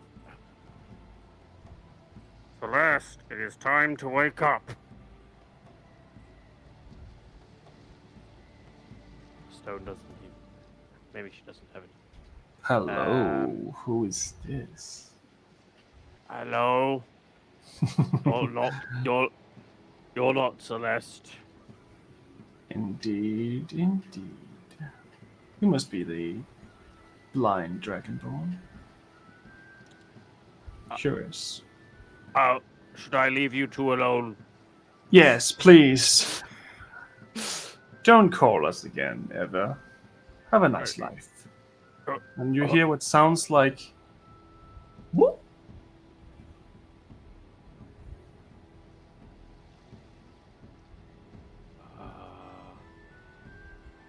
Walks away from the room, goes back down to John. John, look. Hey, hang on. I forgot to get that back from you. Give that here. Yes. I tried to knock on the door, right? Didn't get a thing. Then Sir Man answered the stone, and I thought that Celeste was still sleeping, and that the man might have taken the stone, but that there was a bloop sound, and didn't sound very good. Hang on. The man answered the door, you mean? No, the stone. I tried to contact Celeste on the stone because she wasn't answering the door. Right. And then a man answered, so I figured that he picked up the stone. Comes up and starts walking to the room as you're talking, like trying to keep the conversation going, but being like, "Let's fucking go." And then, so I figure she's had a good time and she's still sleeping, which is weird because I didn't think Celeste was that type of person. But then he's picked up the stone after in the morning, and he told us to never contact them ever again. And then I heard a bloop sound. What is Weird. This bloop? What do you mean? Like It was like bloop water. sound? I guess it was the bathtub. Shit. All right. Sean goes over to the door and he starts like, not just knocking, like banging on the door, and he's like, Celeste. They told us not to leave her Celeste. alone, John. Yeah. Look, Celeste, you know we got enemies.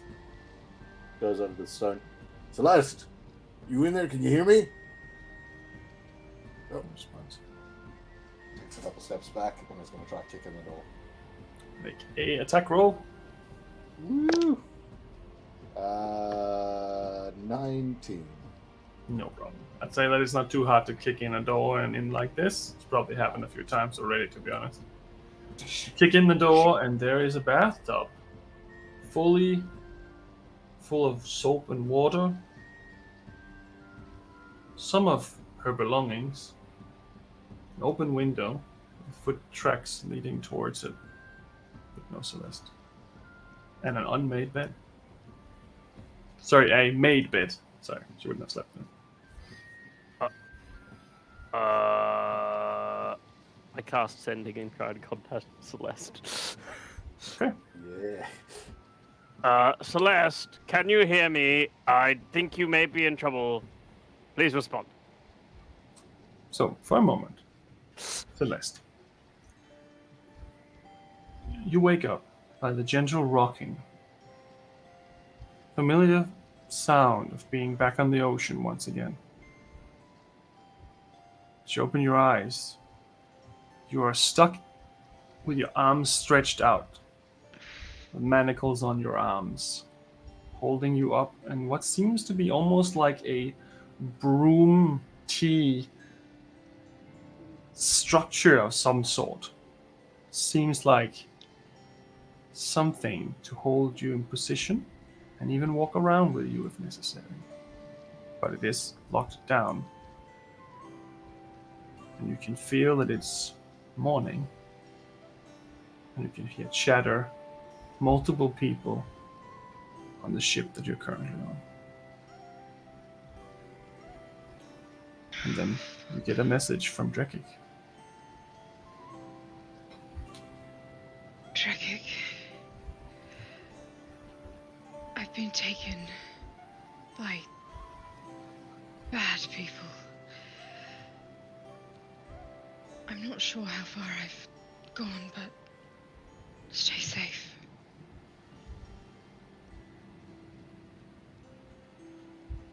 She's been taken by bad people. She's not sure how far she's gone, but stay safe. Did she elaborate who? Where? That's an excellent question. I will I'll say it again. Sending and go. Bad people, probably not great. Please tell us where you are and how to find you. That would be most helpful.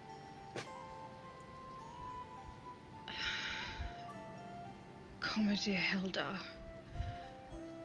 Look for the Dark Howler, or remnants of it.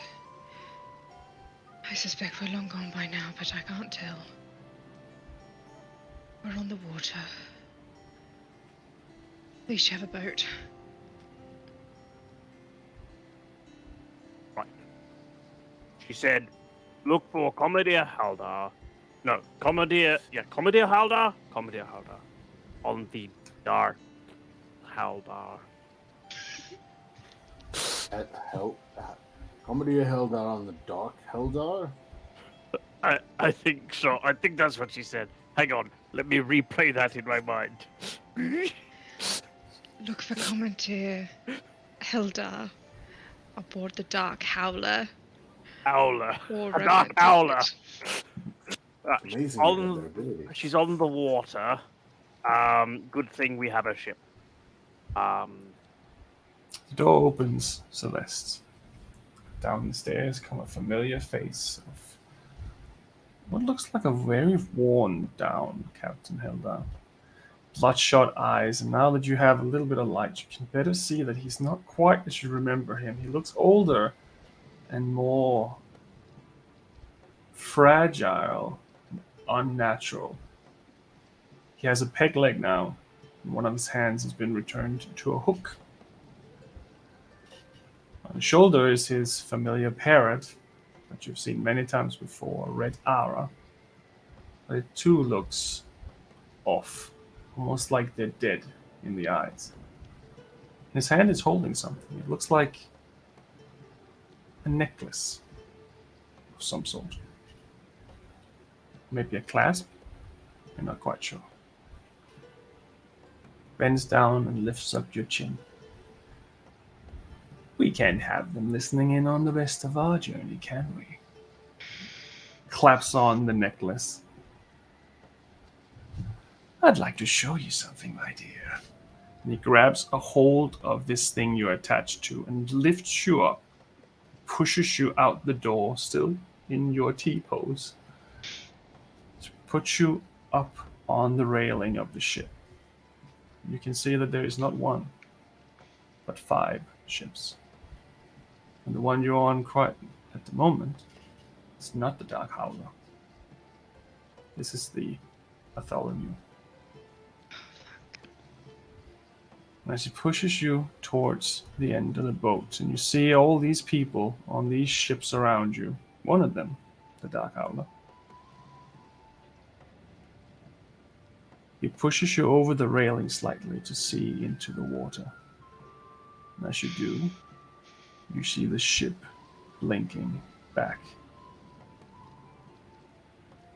A giant eye right above the surface of the water. I've got an upgrade, my dear. You ain't going to sink him. Let's put you back where we got you. Thank you. What do you want with me?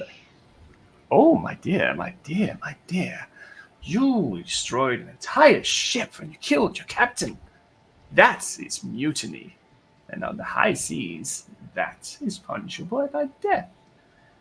So we're going to have a little bit of a courtroom drama ending in your demise. But evidently I didn't do it well enough the first time.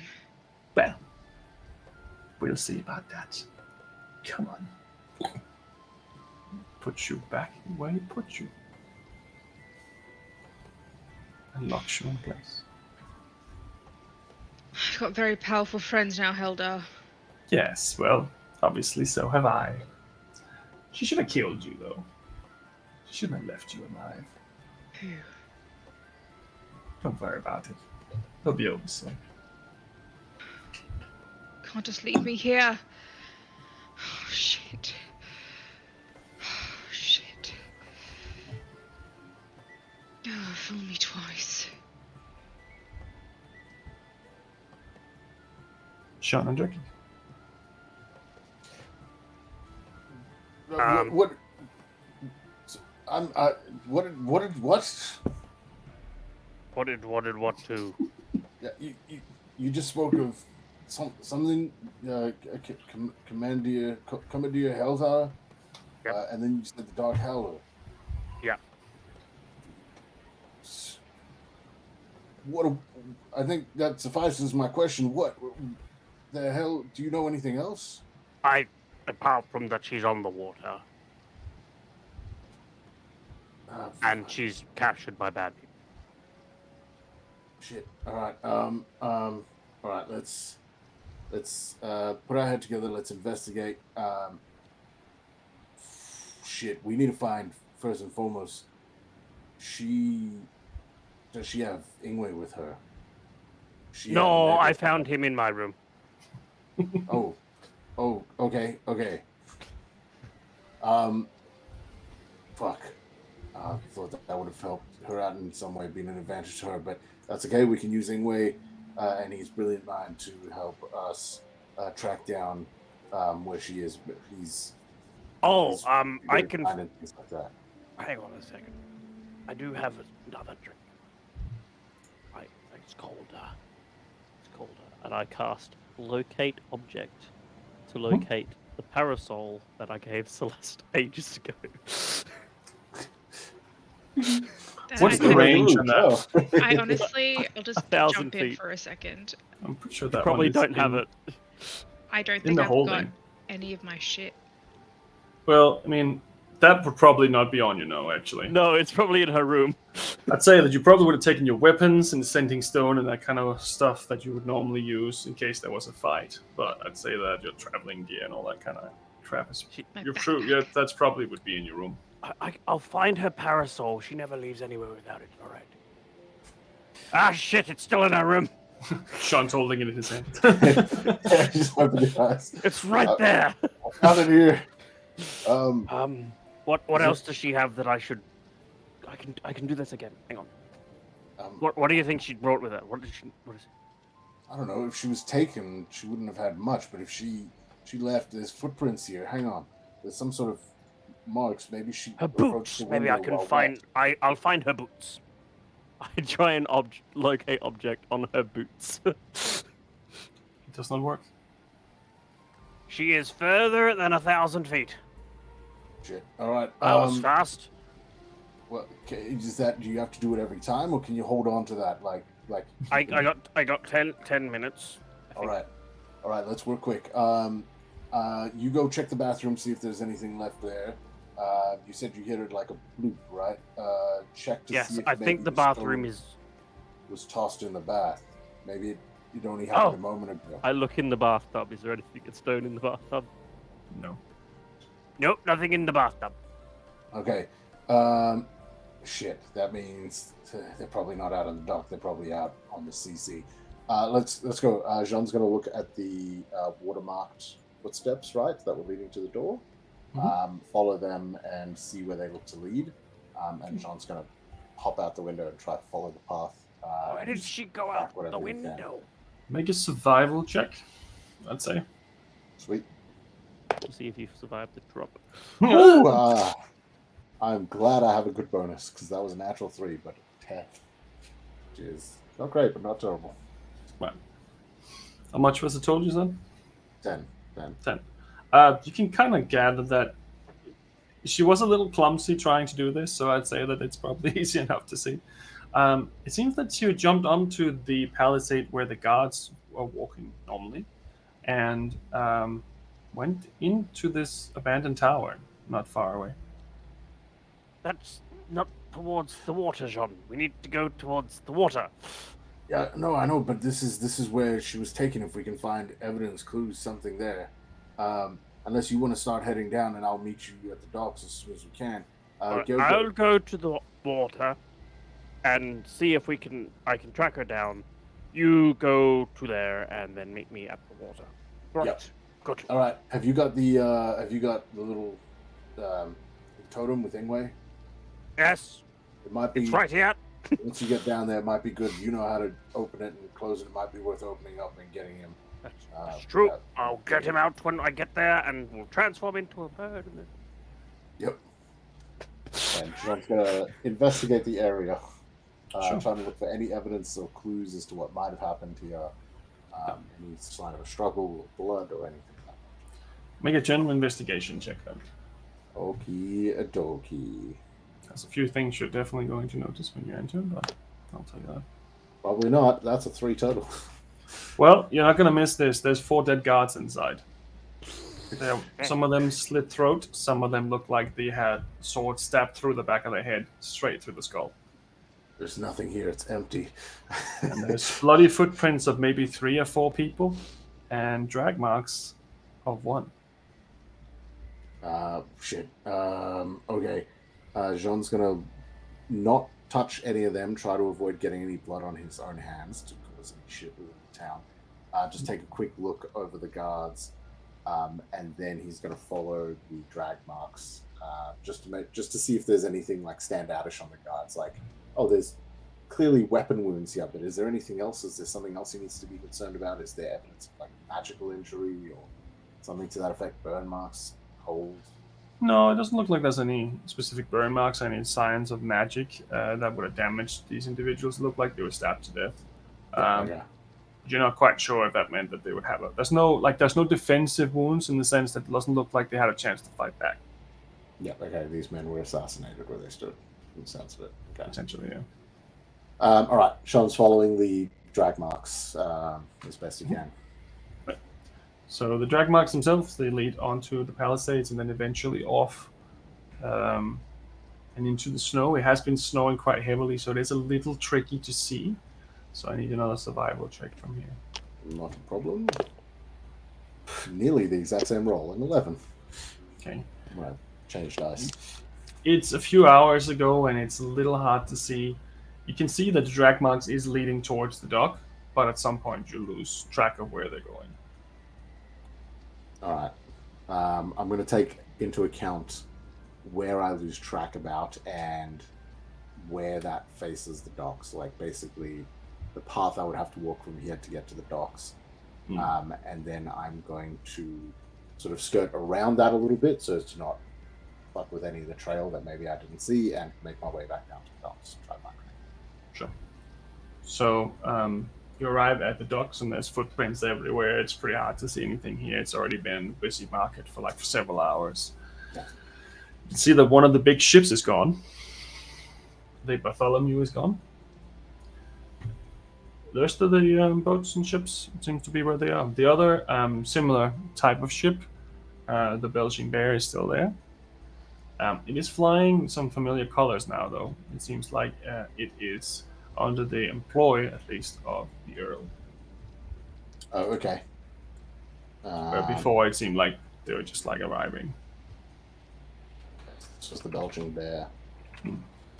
So it's a smaller vessel than the Bartholomew. Bartholomew was like a huge vessel. Yeah. Do I see A, Drakic, and do I see B, guards about? Okay. I'd say, Drakic, what were you looking for when you went there? I would have gone to the boat, and if I had seen any guards about, was there a ship that left this morning at some point? Because I think my friend's been captured and is on the ship, so I need to find them. Well, the only ship that really left was the Bartholomew. The Bartholomew, right? Hmm. I Smaller think they vessels, have my maybe. friend. Unless it's a fishing boat. Oh, it sounds like she was captured by a group of people, so she may be. Right. I need to go after them. Okay. Don't you have a boat? I do. Am I allowed to take it? Why wouldn't you be allowed to take your boat? I don't know. The Earl just said he wants us here for a few days, but I mean, we're just gonna go out, get her, and come back. So. I mean, I don't know. Like that. You have to have that conversation with someone else than me, I think. All right. I'm not gonna stop you. I haven't been told to arrest you if you try to leave. That's all I wanted to know. All I wanted to know. All right. Thank you very much for your service. The gods bless you. Amen. You too. And Drake, you see Sean coming around the corner, looking very confused, and seeing all these footprints everywhere. And I'm just hoisting the rope, tying the boat to the dock, off the docks, and just, come on, let's go! Oh, shit, yep. Yeah, they definitely dragged her down somewhat in this direction. I found some drag marks. There's also a The couple of guards. Bartholomew's gone. It's most likely where she's been. Big fucking ship. The big fucking ship. Of course. All right, you get on. I'll be on in a moment. And John's gonna run over to a guard and not even tap, grab him by the shoulder and turn him around and be like, I have important word. Please take word to the Earl. Let them know that Jean and his companions have left in an emergency to find one of their own that has been taken. And you have dead men in the old tower. I was just there. What? Whoever took our companion seems to have done some mess with your men. So it is in the best interest of your people as well as ours to get this. We're leaving now in our ship. By all means, follow us. Sail comes down on the ship. We're picking up wind, John. We're going. Make a perception check. Sorry, make a persuasion check. I don't know, I keep saying it wrong today. 14. Uh-oh. Good to know. Sean's like, please, and he's already starting to hop down the thing, walking backwards, and then eventually turns, starts running, and jumps on the boat, which I assume is already started to move. It's leaving.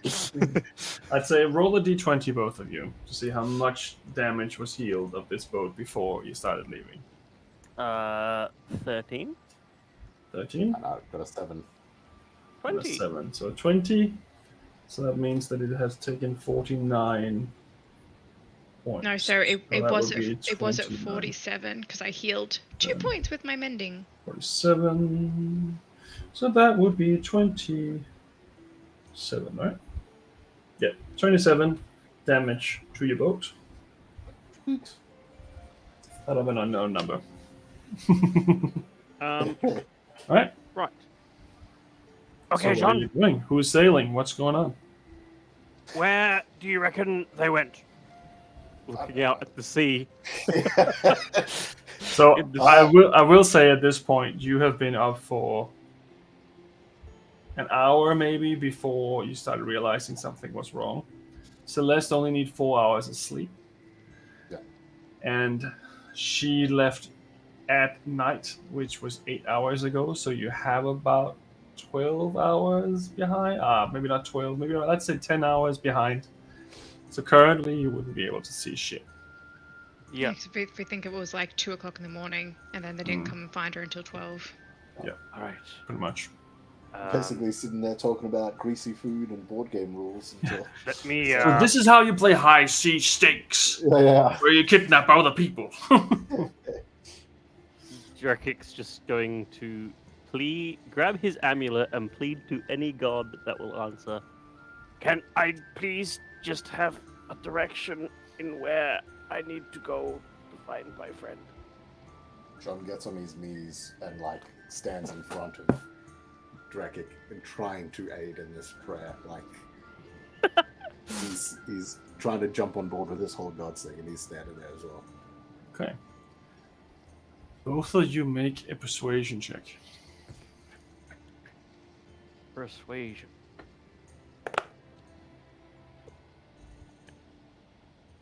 What John's was still yours? a baby. I've... Well, mine equals a 5. It was a natural 1 though. Unfortunately, it doesn't quite seem like there's any significant signs that you can ascertain from here. Did they say anything to you, Drakik? Any sign? No. They might not be Fuck. woken up yet. Right. So, pick a direction, John. The direction is Celeste. Yeah, I know, she's the navigator. She's the one we're trying to find. So let's put ourselves in Celeste's shoes. If Celeste was... She's not the one sailing. She's not making the decisions. She'd be, like, turned to port, which is not that way. It's that way? What's that way? Port's that way. Yes. Yes. So we need to head out of here. Fuck. Jean's gonna try, like, it is incredibly rare. This is usually in the late afternoon. But are there any signs of stars in the sky? No, not at this point. It's too late for that. Right, too early in the day. Yeah. It's also heavily snowing, so even if there was stars, you probably would have some issues seeing where you're going. Whatever. Fine. You need to head out, just straight out of this place for now. Just straight. Right. Whatever direction that way is. Look, I'm not entirely sure with the sails and stuff, because that was Celeste's thing, but I do know how to do this, and I cast Control Water and cause the water underneath the boat to go that way. So, you don't currently know which way you're going. So do you want to pick a direction, or do you want to roll for a direction? Roll! Or Because that's what we'll be doing. An arrow. Okay. So, Drakik and Sean, both of you roll a d20 to see which one you get to roll for the direction. Shirok Lady has the Fella. coolest, like, directional die. Yeah, just Shirok FYI. can roll the I've got die. a direction die if we want. Oh, I can't see that. It's Right. inside. I'll hide it. There we go. Oh yeah, it's like Oh, Warhammer. yes! So you can see Okay. It's like on target or Right. random or yeah. Fair enough. All right. Well, if that's the case, do you want to use that instead? I don't know. I mean, yeah. If you I don't know want how it works. Yeah. I'll just roll it. I'll so that north, the that map south, that east, that of- west. Kingdom of Quill, and roll the die. Alrighty. As long as the arrow isn't pointing directly where we just came from, Yeah, I was we'll gonna say. fine. We're coming from the northeast, I believe, right? So we don't want to head anywhere from like northeast to. No, we Northeast, want to yeah. head the other way. Yeah. So we would be heading that way. What if they went round the island though? Oh boy, this dice has never been more crucial. Oh, that is west, southwest. North, southwest. The southwest would take you Towards the back mainland. towards Silver Shore. Yes, let's go. Pretty much, it'll be, but it's west southwest, so it's slightly more west than it is southwest. So it's sort of in between. Yeah. That makes sense. Yeah. So this is south, that's west, that's southwest. This would be like in between there, so it's a little more. Yeah. Okay. Well, which one are you gonna roll for the first survival check now? Steering a Me! boat for the first time in your I'm life. on the boat. I'm steering the boat. And a What was 3 that plus an responsible 8 for? equals an 11. Okay. We are not good at sailing. That's Celeste's domain. Once this ship is moving straight, we need to get anyway out immediately. You are you spend John! the first part of this day traveling in the direction that you believe is north. What was it? North, Southwest. north, south, southwest. You realize you're kind of going the wrong direction. You're Shit. actually going more south than southwest at this point. Oh boy. Fortunately, that has cost you a little bit of time.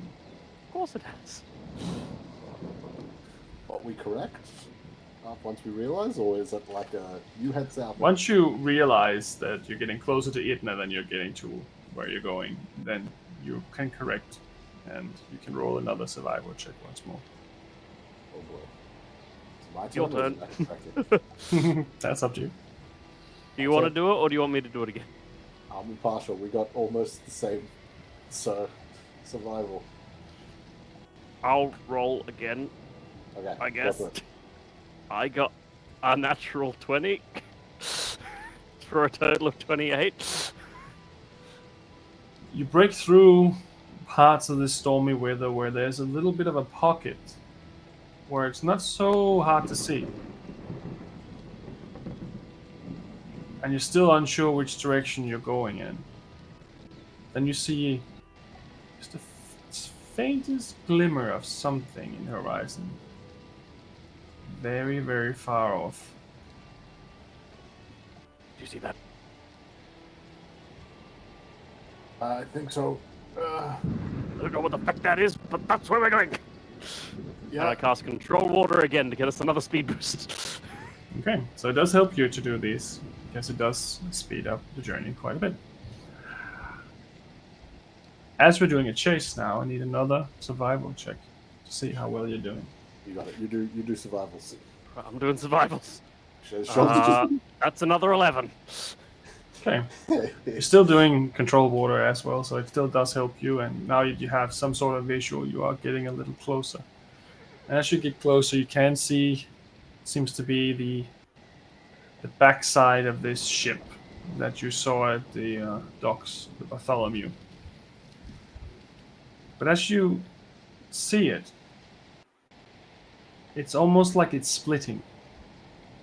And then suddenly, two more boats come out from in front of it. And two more, forming a line of 5 vessels. One of them turning around towards you. And that's where we'll leave tonight's episode. Heading way out now.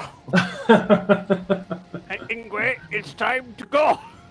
I was gonna say if Ingwe had been here, none of you would have needed to know how to sail a boat. You could have just he transformed into a shark. You just tie a rope around him and Yeah, we could have just transformed into a bird and gone.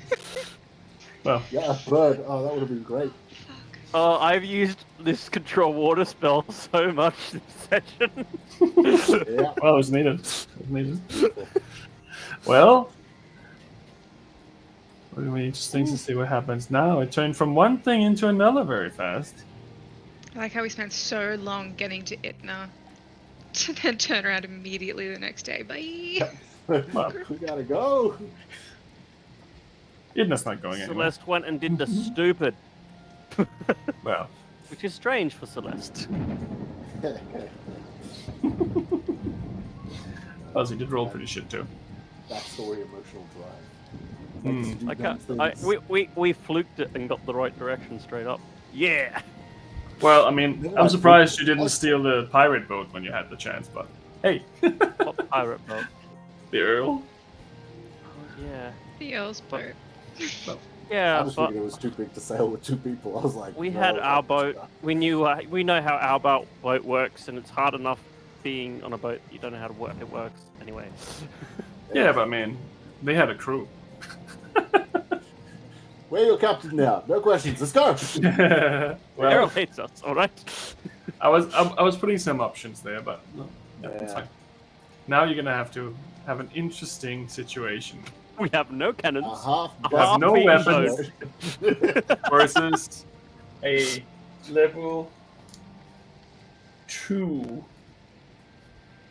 pirate ship. I guess level 2 means they have gun. Yeah. Versus Level level fi- 1. Yeah. I Five stacked them ships. from level 1 to 5, 5 being the worst, and 5 being the Bartholomew. Yep. And we're below Oh, level 1, yeah. I think you're probably -1. quarter of a point. Just because it still floats. We got this. We got harpoons. Actually, though, we right? might You said you have had some this. harpoon fishing gear? Not a harpoon gun, but we had harpoons on the ship, right? Yeah, but that's more like a crossbow than it is anything really. Oh yeah. Jean with his axes, he's gonna just flying around, throwing an axe across from one ship to the other. Well, because you may be going into combat, I will point out that your ship has 100 hit points. Oh boy. Minus. It has already taken 27 points of damage. Yeah. Ooh. Oh. So, Ship. Taking this as a big old note. Ship hit points. 100. My biggest spell. 27 down. Just cast one of mine and pretend you don't know that it's mine. Just do that. Yeah, no, I swear it's a real spell. It's called Obliterate Ship. I don't know. It's weird. oh, look at that. That might armor come in spell. handy. Rebound. Oh boy. Yeah. Return to sender. It's good. Well, fuck Well, you, but it I has feel a like counter Ingwe's spell like our called little Rope. Pokemon at the moment. No, Ingwe. Ingwe, Oh, I Ingwe. choose you. Yeah. Unfortunately, it does seem like you lost another one of your sending stones to the deep blue sea. Yeah. I was like, please let it be in the bath. Please let it be. It's not in the bath, but please let it be in the bath. Yeah, like he waited around until midday until you're knocking at the door to be like, hello. I'd like to detect where the parasol is. It's right Oh. there. Right, move on. Well, I mean, he was carrying it around to see what it was, and then suddenly we realized, oh, that's what it is. Bye-bye. Whoop. Okay. I think for today we should have Celeste figure out who she wants to raid, considering she got kidnapped by pirates. Again? Yeah, because I did roll and I got a 4, so I like the fact that Yeah, I think that's I fair. get to do it anyway. I wonder if Yeah, what would have yeah, happened yes. if we didn't pursue them. Yeah, it's just like, Oh, well, let's bye, live a long Celeste. life. 120? That's very long for us. Nah, we're good. Celeste I can... guess we don't have to Just free fine. the Feywild anymore. We're done. See you guys next week with my new character. She's now a pirate. Wait. She always was. Well. What are some of our options for raiding today? So, our options are... nope, a lot of reruns. Hang on, I'll just get past them.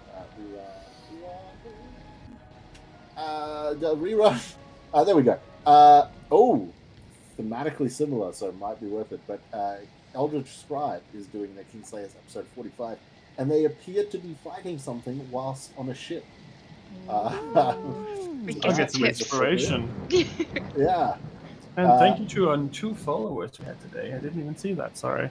Oh, hell yeah. Thank you. Thank you. So much if you're Thank you still for the there. follows. It's hard to keep up with all these screens.